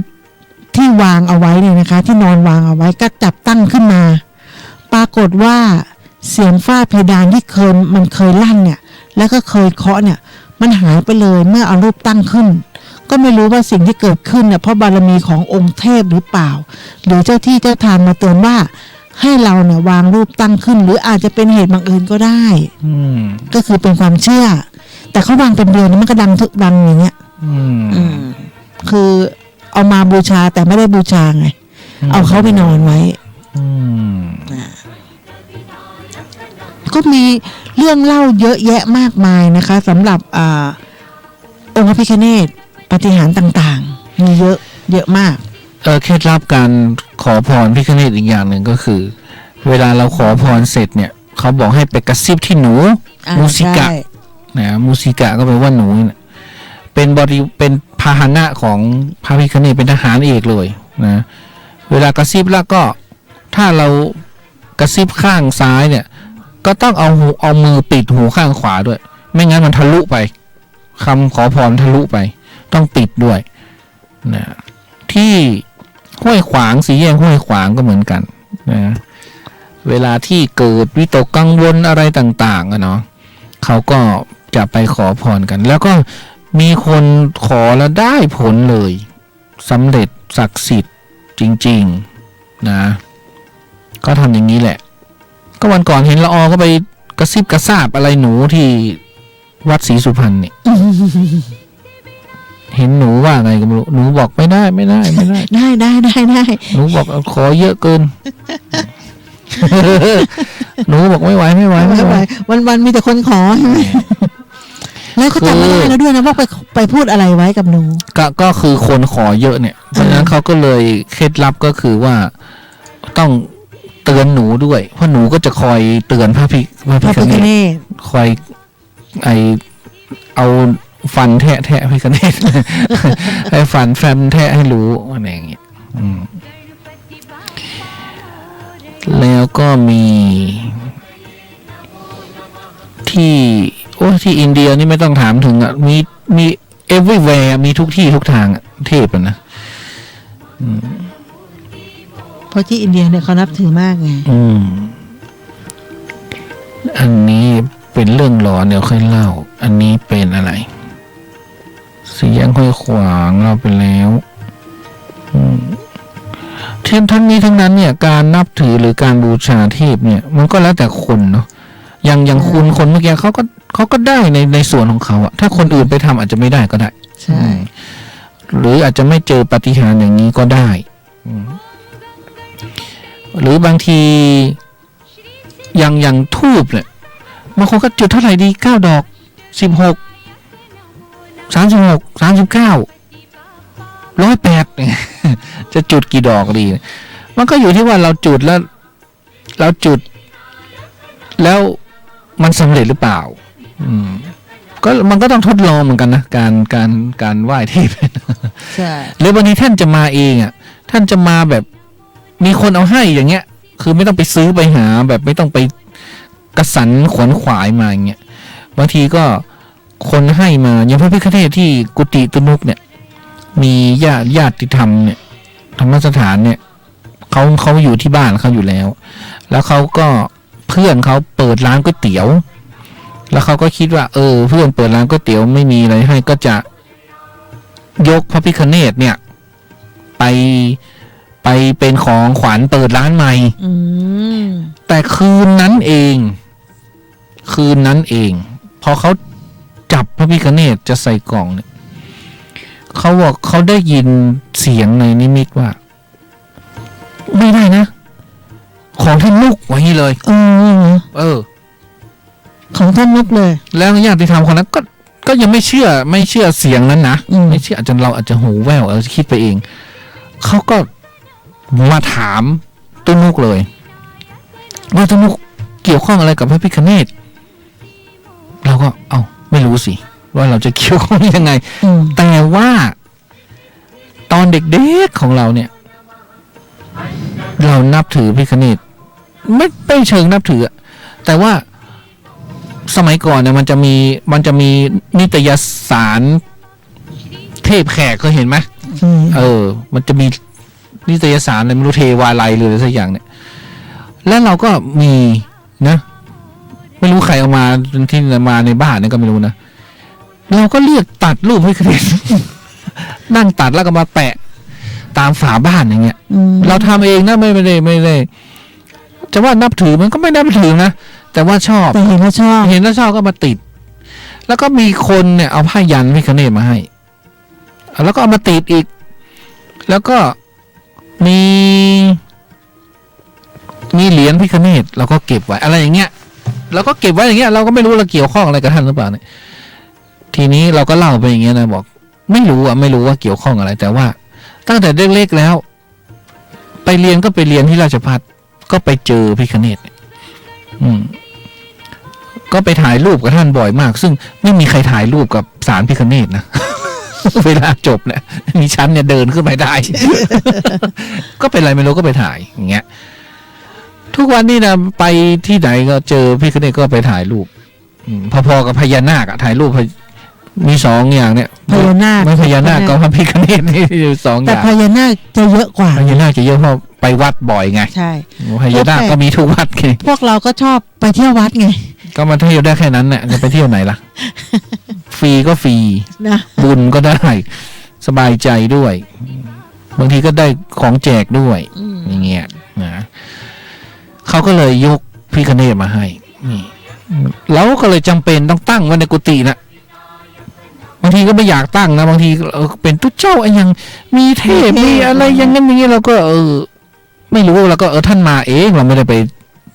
สรรหามาอะไรเงี้ยท่านมาเองท่านก็อยากอยู่กับเรามั้งเนาะก็เลยตั้งแล้วแหละก็ไม่ได้คุยอะไรกับท่านนะเดี๋ยวว่างๆจะคุยกันเป็นยังไงพี่กเนศไปกระซิบข้างหูเอาเดี๋ยวจะคุยกันบางทีเข้ามาชวนนะบางทีไอ้วันมาชวนไปเนี่ยศรีสุพรรณเนี่ยก็ไปเองก็ไม่ไปก็มาชวนเราแล้วก็ไปเราก็ไหว้ไม่ได้เราเป็นตุ๊เจ้าไหว้เทพไม่ได้ไงแต่ก็ส่งจิตระลึกถึงไปท่านสบายดีเนาะท่านมีเงินมีทองอะไรท่านก็ประทานมาให้สนุกนะ อย่างนี้เป็นต้นอันนี้ก็เป็นเรื่องของก็ทุกวันนี่ไปดูหน้าเฟซสิเต็มไปหมดอ่ะคนวันนี้นะมีแต่คนจุดเทียนบ้างบูชาบ้างมีคนถวายบายสีบ้างถวายขนมก็คือหวังความสำเร็จเนี่ยแต่อย่างที่ว่านะอย่าไปงมงายมากเนาะอย่าไปงมงายมากก็นับถือพอประมาณอย่าไปเสียเงินเสียทองขั้นโอ้โหต้องบายสี16 ชั้นอย่างเงี้ยนะก็ต้องเอาอย่างคุณคนเมื่อกี้ว่าให้ฉันได้โชคก่อนให้ฉันสำเร็จก่อนแล้วจะทำให้แล้วฉันจะทำให้ฉันมีเงินก่อนฉันทำให้ไม่ใช่ว่าโอ้โหบูชาที่แล้วเดือดร้อนจนลงอย่างเงี้ยเราก็ไม่ต้องบูชาหรอกถ้าอย่างนั้น บูชาแล้วดีขึ้นก็ทำไปนะไม่ได้เดือดร้อนใครเนาะไม่ได้เดือดร้อนใครหรืออะไรยังไงแล้วก็สิ่งสำคัญก็ทำบุญให้ท่านนะหรือว่าบนกินเจอย่างเงี้ยอย่างเงี้ยก็บนกินเจบนถือศีลบนถูวิหารวัดเนี่ยบนได้บนเช็ดกระจกธรรมสถานนี่ก็ได้ทำความดีอาจจะสำเร็จเร็วกว่าบนขนมของกินอีกเราก็อาจจะบนเพลสถานีให้อาจารย์วิศวัตอย่างเงี้ยแล้วก็ขอให้ถูกหวยสักล้านนึงอะไรอย่างเงี้ยอาจจะนะถูกเสร็จแล้วก็ได้มาเพลได้มาเพลนะขอให้มันถูกเถอะจะรู้ให้หมดเลยใช่ไหม อย่างนี้เป็นต้นคุณเรามีประสบการณ์อะไรเคยเห็นพิฆเนศไหมพิฆเนศมาเข้าฝันบ้างไหมเมื่อก่อนนี่เหมือนจะเคยแต่จำไม่ได้แล้วอ่ะเดี๋ยวท่านว่าไงบ้างจะไม่ว่าอะไรคือเราฝันเห็นท่านเฉยๆอ๋อเหรอฝันเห็นท่านเฉยๆแต่หลังๆนี่ฝันแต่เห็นเด็กมาอยู่ด้วยอ่ะแล้วทำไมก็นั่นเด็กผู้หญิงผู้ชายเป็นเด็กผู้หญิงเด็กผู้ชายมาหมดเลยเขาก่อนเป็นเด็กผู้ชายรอบนี้เป็นเด็กผู้หญิงมาหมดเลยจะมาอยู่กับละอนั่นนะจะมาอดอยากกับละอมาก็มาได้มาช่วยกันทำมาหากินมาช่วยให้แบบรุ่งเรืองหอบเงินหอบทองมาช่วยเราก็อยากไปอยู่กับลุงแป๊วละมั้งเรามาดูว่าตำนานพระแม่กาลีเนี่ยพอดีเรารู้จักครั้งแรกเลยเนี่ยรู้จักกับตัวนุกแหละทำไมอ่ะก็ไม่เคยเห็นไงก็เราเป็นเจ้าแม่กาลีก็ตัวนุกก็บอกว่าหล่อนนั่นแหละเป็นเจ้าแม่กาลีหน้าตาเป็นยังไงเนี่ยเขาจะสยายผมแล้วเขาจะแลบลิ้นเขาไปปราบอสูรเป็นปางดุร้ายของเจ้าแม่อุมาเนี่ยเป็นภรรยาของพระศิวะไม่ใช่เหรอก็เจ้าแม่อุมาเนี่ย อ๋อ แปลงร่างเป็น ที่รู้จัก เจ้าแม่าลี ครั้งแรกคือเพื่อนต้นนุกอะที่อยู่สนามบินนั่นแหละเด็กค เขา น จะ นั้นอะ เขาจะสยายผมแล้วเขาจะ อ่า เต้นล เขาก็ ำเขาจะเต้นล เขาก็บอกว่าเนี่ยเห็นพี่ละออนน่ะเดินมาเหมือนเจ้าแม่กาลีเขาก็เลยบอกว่าเจ้าแม่กาลีหน้าตาเป็นยังไงไม่เคยรู้จัก ำไม่ใช่กาลีบ้านกาลีเมืองนะกาลีนี่หมายถึงว่า เออ ดุร้าย กาลีลอลิงไง ดุร้าย แล้วเราก็เลยมาดูว่าอ๋อ ตัวดำไงเห็นไหมแล้วก็สยายผมเห็นไหม อืม เนี่ยแล้วก็ห้อยหัวกะโหลกเห็นไหมเหมือนนี่มีงูพันแขนด้วย แล้วก็มีหัวอสูรที่ฟันมาได้น่ะ จะต้องหิ้วแล้วจะต้องมีภาชนะรองหัวด้วย เพราะว่าเลือดอสูรเนี่ย จะถ้าตกแผ่นดินเนี่ยจะทำให้แผ่นดินหมดไหมเนี่ยก็จะแลบลิ้นดีใจสยายผมออกมาอย่างเงี้ย น่ากลัวเนาะ อย่างเงี้ยเข้าใจไหม ทำไมต้องเป็นเจ้าแม่กาลี มันก็จะน่ากลัว ก็พระแม่อุมาเขาเรียบร้อยแล้วไงจะให้พระแม่อุมาไปปราบอสูรได้ไงมันมาถูก ก็ต้องแปลงร่างก่อน แปลงร่างให้ดุร้าย เป็นพระแม่กาลีก่อน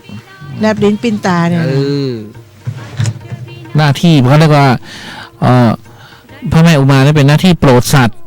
นะช่วยคนเลี้ยงลูกนะแต่เจ้าแม่กาลีเป็นหน้าที่ปราบมารปราบอสูรนี่แข็งแกร่งนี่พอปราบอสูรเสร็จก็ดีใจก็กระโดดโลดเต้น แลบลิ้นปิ้นตาเลย แผ่นดินก็เลยสั่นสะเทือนไปหมดพระศิวะเห็นโอ้มาได้ละเจ้าแม่กาลีดีใจเกินไป ก็เลยเอาตัวเองเนี่ยไปนอนรองให้เจ้าแม่กาลีเหยียบ นี่ไง เพราะว่าไม่งั้นเนี่ยโลกจะแตก อ๋อ เพราะว่ากระโดดเกินดีใจเกินไง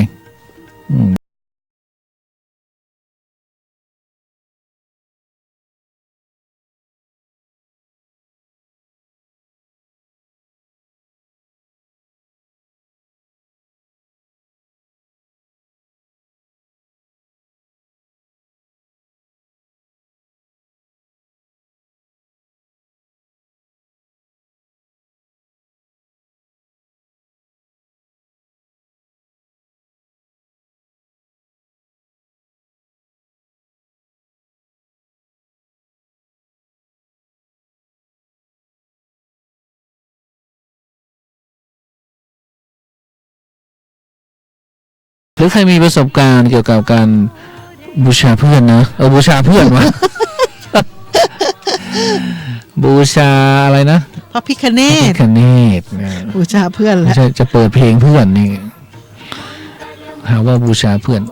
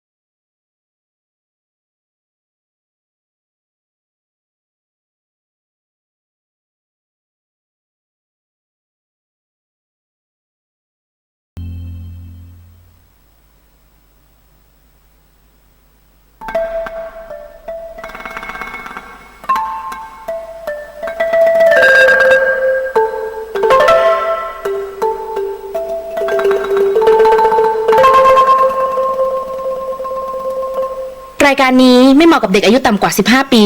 และทุกแถวที่แฝงตัวมาหากินในพระศาสนา ผู้ปกครองหรือพระผู้ใหญ่ควรพิจารณาในการรับฟัง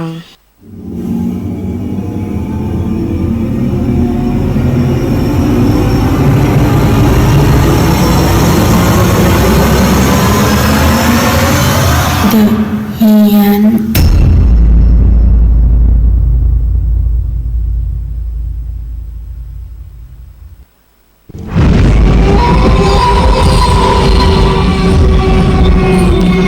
เมื่อเสียงหมาหอนดังขึ้น ก็หมายถึงว่า ช่วงเวลา คุณละออจะไป ไม่ใช่ก็หมายถึงว่ามันเป็นสัญญาณว่า เรื่อง หมาเห็นผี ผีเห็นหมา หมาเห็นผี หมาเห็นผี มันก็เลย หอน ทำไมก็ไม่รู้นะ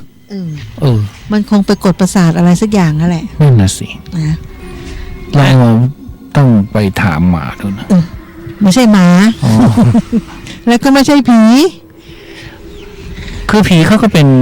พลังงานอย่างหนึ่ง ใช่ ซึ่งในจิตปกติของเราเนี่ย เราจะมองไม่เห็น ด้วยประสาทสัมผัส ตาหูจมูกหรือว่ากลิ่นก็ตาม แต่ผีที่ไม่เคยทำบุญเลยนะตุ๊เขาไม่สามารถจะทำให้เราเห็นได้ไง ก็จะต้องสื่อสารด้วยทาง ก็ด้วยจิตเราจะต้องจูนจิตให้ตรงกับเขาเพราะว่าจิตเขาเป็นพลังงานระดับหนึ่ง ใช่ เพราะฉะนั้นคนที่จะสื่อสารกับวิญญาณอะไรได้ ก็จะต้องเป็นจิตอีกระดับเดียวกับเขาระดับที่เรียกว่า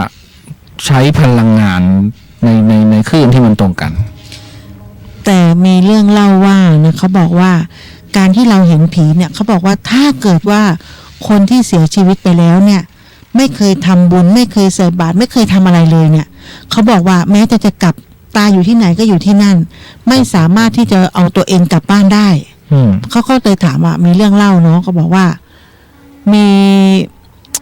เพื่อนคนหนึ่งเนี่ยก็เขาเสียชีวิตโดยที่ไปเสียชีวิตระหว่างที่จะเดินทางกลับบ้านคราวนี้แม่ของเขาเนี่ยก็มาตามหาเพื่อนถามหาเพื่อนว่าทำไมเพื่อนคนเนี้ยทำไมไม่กลับบ้านเพื่อนก็บอกว่าก็ไม่เคยมาหาพวกผมนะก็แม่ก็ตามหาอยู่อย่างเงี้ยมาเป็น5 เดือน6 เดือนก็ตามหาลูกไม่เจอและเพื่อนทุกคนก็ไม่รู้ด้วยว่าเพื่อนคนนี้หายไปไหนคราวนี้เขาบอกว่าหลังจากที่6 เดือนไปแล้วอยู่ๆก็ไปเจอเพื่อนมันเป็นในหมู่บ้านไงตุ๊บางคนเห็นกลางวันก็เห็นกลางคืนก็เห็นนะก็เห็นเนี่ยไอเนี่ยมันขี่จักรยานสวนกับเพื่อนเขาก็เห็นกันเหมือนใช้ชีวิตปกติเห็นบางครั้งก็เห็นขี่จักรยานบางครั้งก็เห็นเดินอยู่ในตลาดบางครั้งก็เห็นอยู่ตามข้างถนนแล้วคนนี้เพื่อนสนิทเนี่ยเคยมาเจอเพื่อนเนี่ยนะเขาก็บอกว่าไปเจอครั้งหนึ่งที่มันอยู่ข้างถนนแล้วตรงเนี้ยเขาบอกว่ามันเป็นซอยที่ผีดุดันไปเจอเพื่อนช่วงโพเพเขาเลยทักทายกันบอกอ้าวไปไหนมาไปอยู่ที่ไหนมาไม่รู้เหรอว่าแม่งตามหาแล้วว่าทำไมไม่กลับบ้านเพื่อนก็เลยบอกว่ากูกลับบ้านไม่ถูกแล้วก็เลยเพื่อนก็เลยแบบ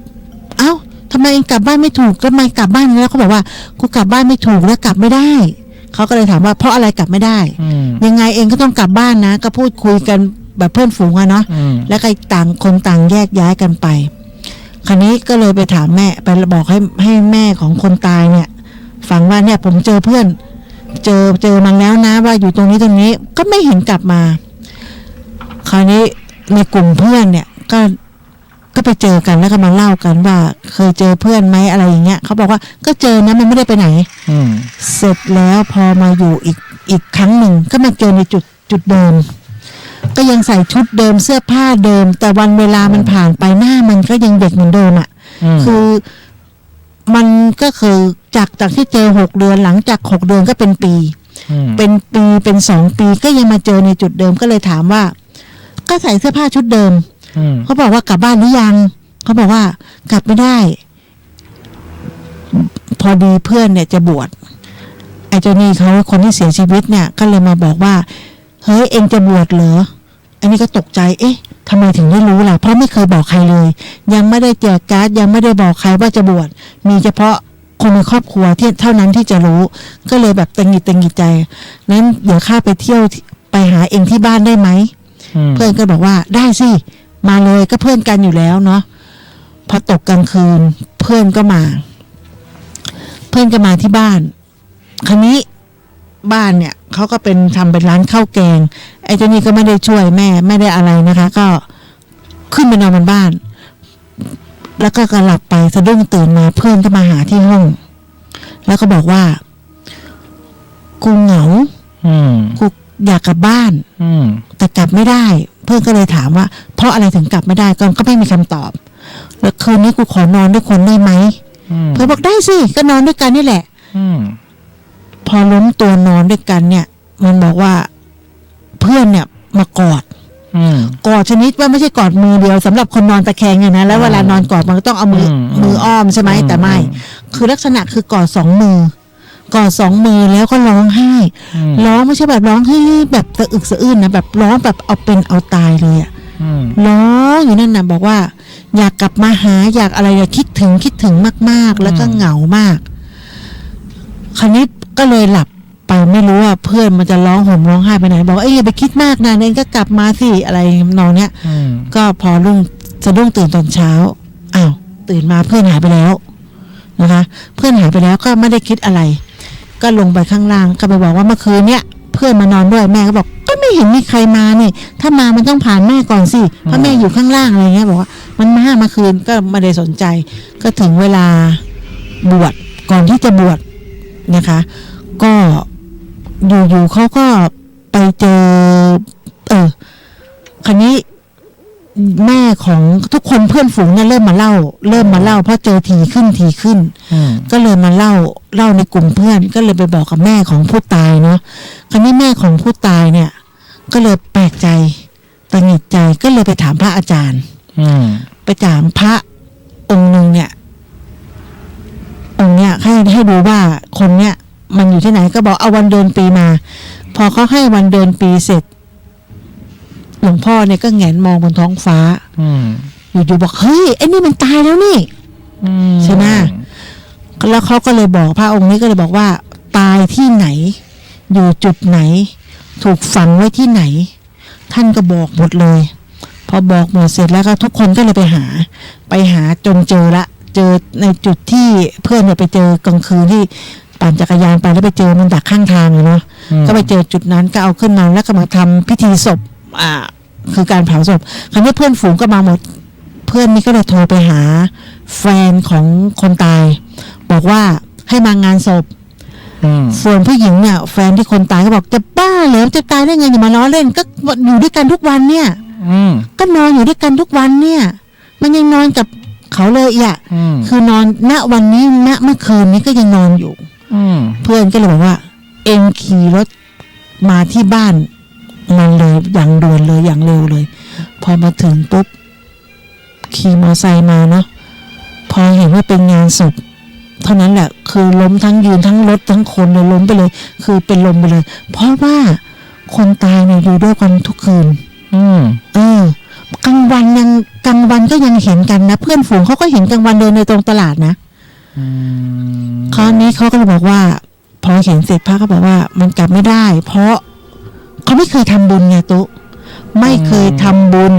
ไม่เคยทำอะไรเลยก็เลยไม่รู้ว่าตายแล้วจะส่งจิตส่งใจไปที่ไหนตายแล้วจะไปที่ไหนคือล่องลอยไงเพราะการถูกฆาตกรรมล่องลอยกลับบ้านก็ไม่ได้เพราะไม่มีพระสวดนะคะไม่มีการที่ว่าใครจะบอกทิศทางเคว้งคว้างเพราะยังไม่ถึงวาระที่ตัวเองถึงเขาเรียกว่าวันตายวิญญาณก็ล่องลอยไงแต่ถ้าเกิดถึงตัวเองวันที่ตัวเองตายเนี่ยจะมีคนนำพาไปแต่อันนี้ก็คือเป็นสัมภเวสีไงล่องลอยไปไม่หาที่พักพิงไม่ได้คนนี้ก็ไปอยู่ที่นั่นคิดว่าตัวเองได้ตายไงไปอยู่ที่นั่นอยู่ที่นี่ปรากฏตัวให้คนนู้นคนนี้เขาเห็นนะคะแล้วก็บอกว่ามันไม่เคยทำบุญเลยนะคะแต่คนนี้ดีหน่อยที่ว่ายังรวบรวมแบบคืออดีตชาติไงเขาก็สามารถที่จะทำให้คนอื่นเห็นแล้วก็มีเคสหนึ่งที่เขาบอกว่า ไม่สามารถที่จะให้ใครเห็นได้เลย เพราะตัวเองไม่เคยทำบุญไม่เคยใส่บาตรไม่เคยนึกถึงความคุณงามความดีที่ตัวเองเคยทำไว้อะเรานึกไม่ได้เพราะเวลาเราทำบุญเราไม่ได้ส่งกระแสจิตเราไม่ได้ส่งจิตอธิษฐาน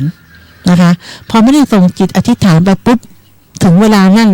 จะทำบุญหรือเวลาตายเนี่ยนึกถึงกรรมดีที่ตัวเองทำไว้นึกไม่ได้คราวนี้ก็เลยจะมาหาคนเนี่ยมาหลอกคนหรือมาให้ปรากฏตัวให้คนเห็นไม่สามารถทำได้ก็จะเป็นวิญญาณเขียวๆล่องลอยไปล่องลอยมาสำหรับคนที่เขา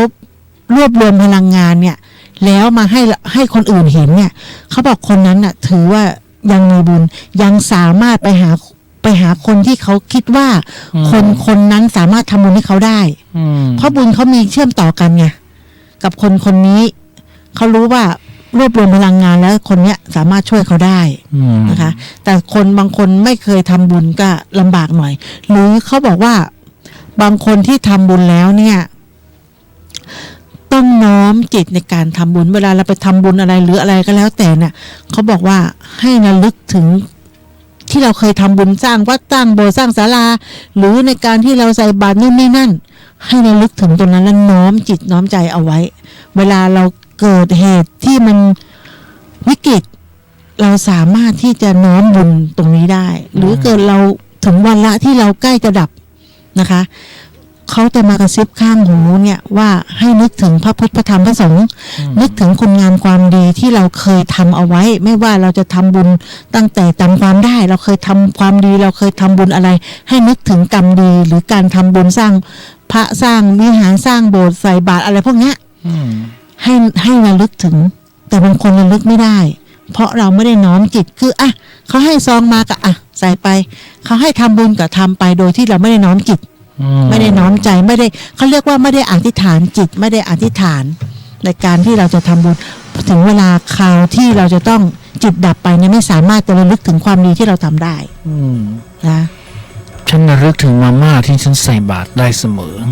ทุกวันนี้ก็เลยได้มาม่าเพียบเพราะว่าทุกวันนี้มาม่าได้กลับมาหาฉันตลอดเวลา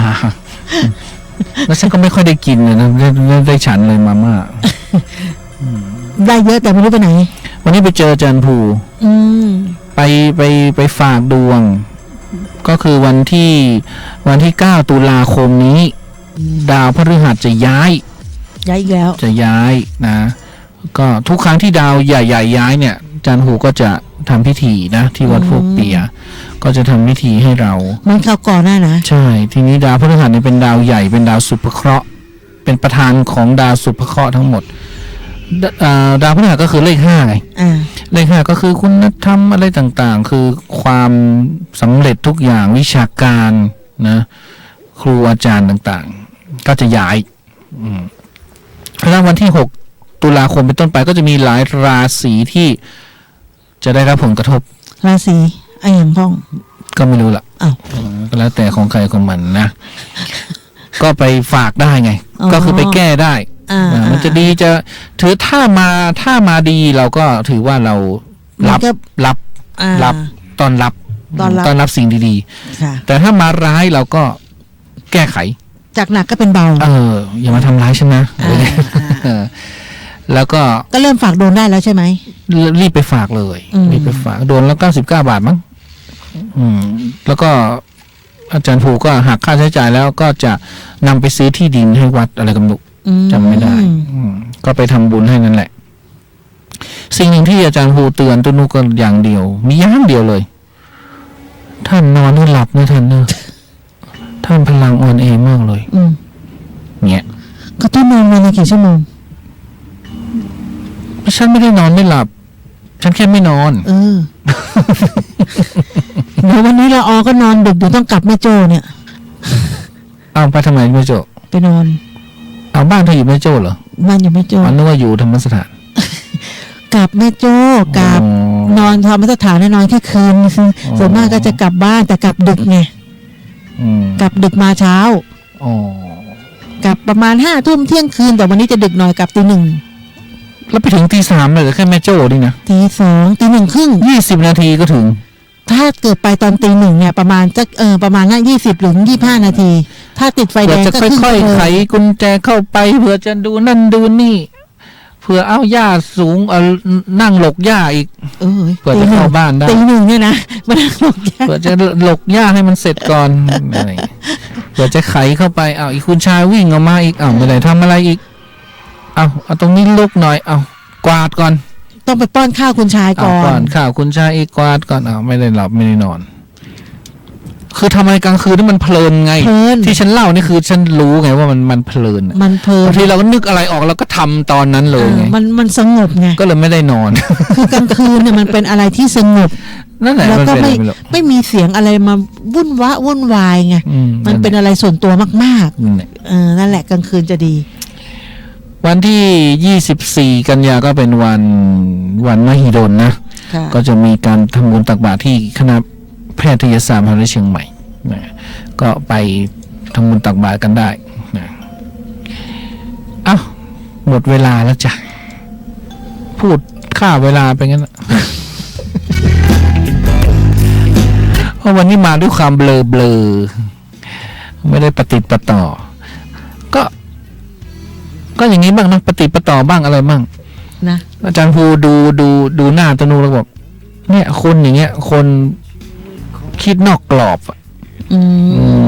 อาจารย์ภูรู้ได้ไงว่าตุนุกเป็นมนุษย์ที่ไม่ชอบอะไรทำอะไรเหมือนคนอื่นเลย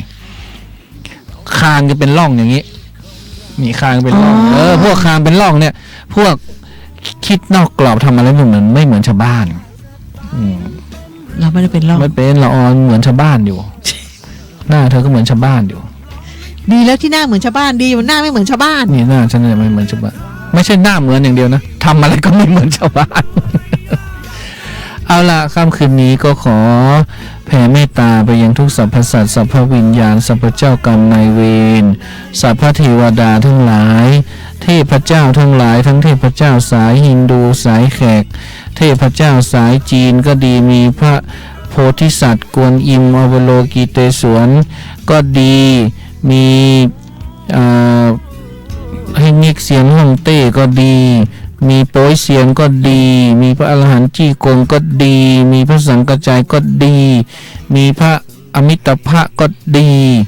มีหกลกซิ่วก็ดีมีเจ้าแม่ลิ้นกอเหนียวก็ดีนะมีองค์พญามังกรก็ดีมีเฮ่งเจียก็ดีมีนาจาก็ดีทุกอย่างแล้วก็เทพยดาเจ้าที่เป็นบูรพมหากษัตริยาธิราชเจ้าทุกพระองค์ตั้งแต่สมัยสุโขทัยเป็นต้นไปทั้งล้านนาประเทศของเรามีพญามังรายมีพญากำเมืองมีพญาอีกองค์หนึ่งพญาล่วงนะแล้วก็พระเจ้าติโลกราชผู้สร้างวัดป่าแดงมหาวิหารและก็วัดฝ่ายหินก็ดีก็รวมประทั้งนะสรรพเจ้าที่เจ้าทางที่รักษาเสื้อวัดเสื้อวาก็ดี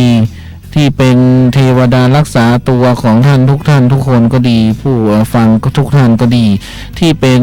เจ้าที่เจ้าตางพระภูมิเจ้าที่ที่ปกปักรักษาบ้านเรือนของท่านก็ดีแล้วก็ทั้งครูบาอาจารย์ที่เป็นสายที่เป็นพระก็ดีไม่ว่าจะเป็นหลวงปู่ทวดหลวงปู่ดูสมเด็จพุทธจารย์โตพรหมรังสีก็ดีนะแล้วก็ทั้งครูบาอาจารย์ทุกท่านที่ท่านเคารพนับถือหลวงปู่มั่นหลวงตามหาบัวก็ดีนะครูบาฝ่ายหินก็ดีครูบาศรีวิชัยก็ดีครูบาวงก็ดีครูบาพรหมมาก็ดีทุกท่านทุกพระองค์นะที่ได้เอ่ยนามก็ดีไม่ได้เอ่ยนามก็ดีก็ขอให้ทุกท่านได้รับรู้นะในกุศลเจตนาในการที่จะตั้งใจทำความดีทั้งกายกรรมวจีกรรมมโนกรรมให้ได้มาปกปักรักษาท่านผู้ฟังทุกท่านเพื่อให้มีกำลังใจในการจะได้ตั้งใจนะทำบุญนะตั้งใจทำทานตั้งใจถือศีลตั้งใจบำเพ็ญเพียรภาวนาจงทุกท่านทุกคน สำหรับค่ำคืนนี้ก็ต้องลำรายการจากลาท่านผู้ฟังไปก่อนพบกันใหม่ในวันพรุ่งนี้ยังมาอยู่ใช่ไหมมาค่ะในวันพรุ่งนี้ ขอความสุขความเจริญทั้งทางโลกและทางธรรมและความร่ำความรวยทั้งทางโลกและทางธรรมจงมีแด่ท่านผู้ฟังรายการเดอะเหียนทุกท่านสำหรับวันนี้นอนหลับ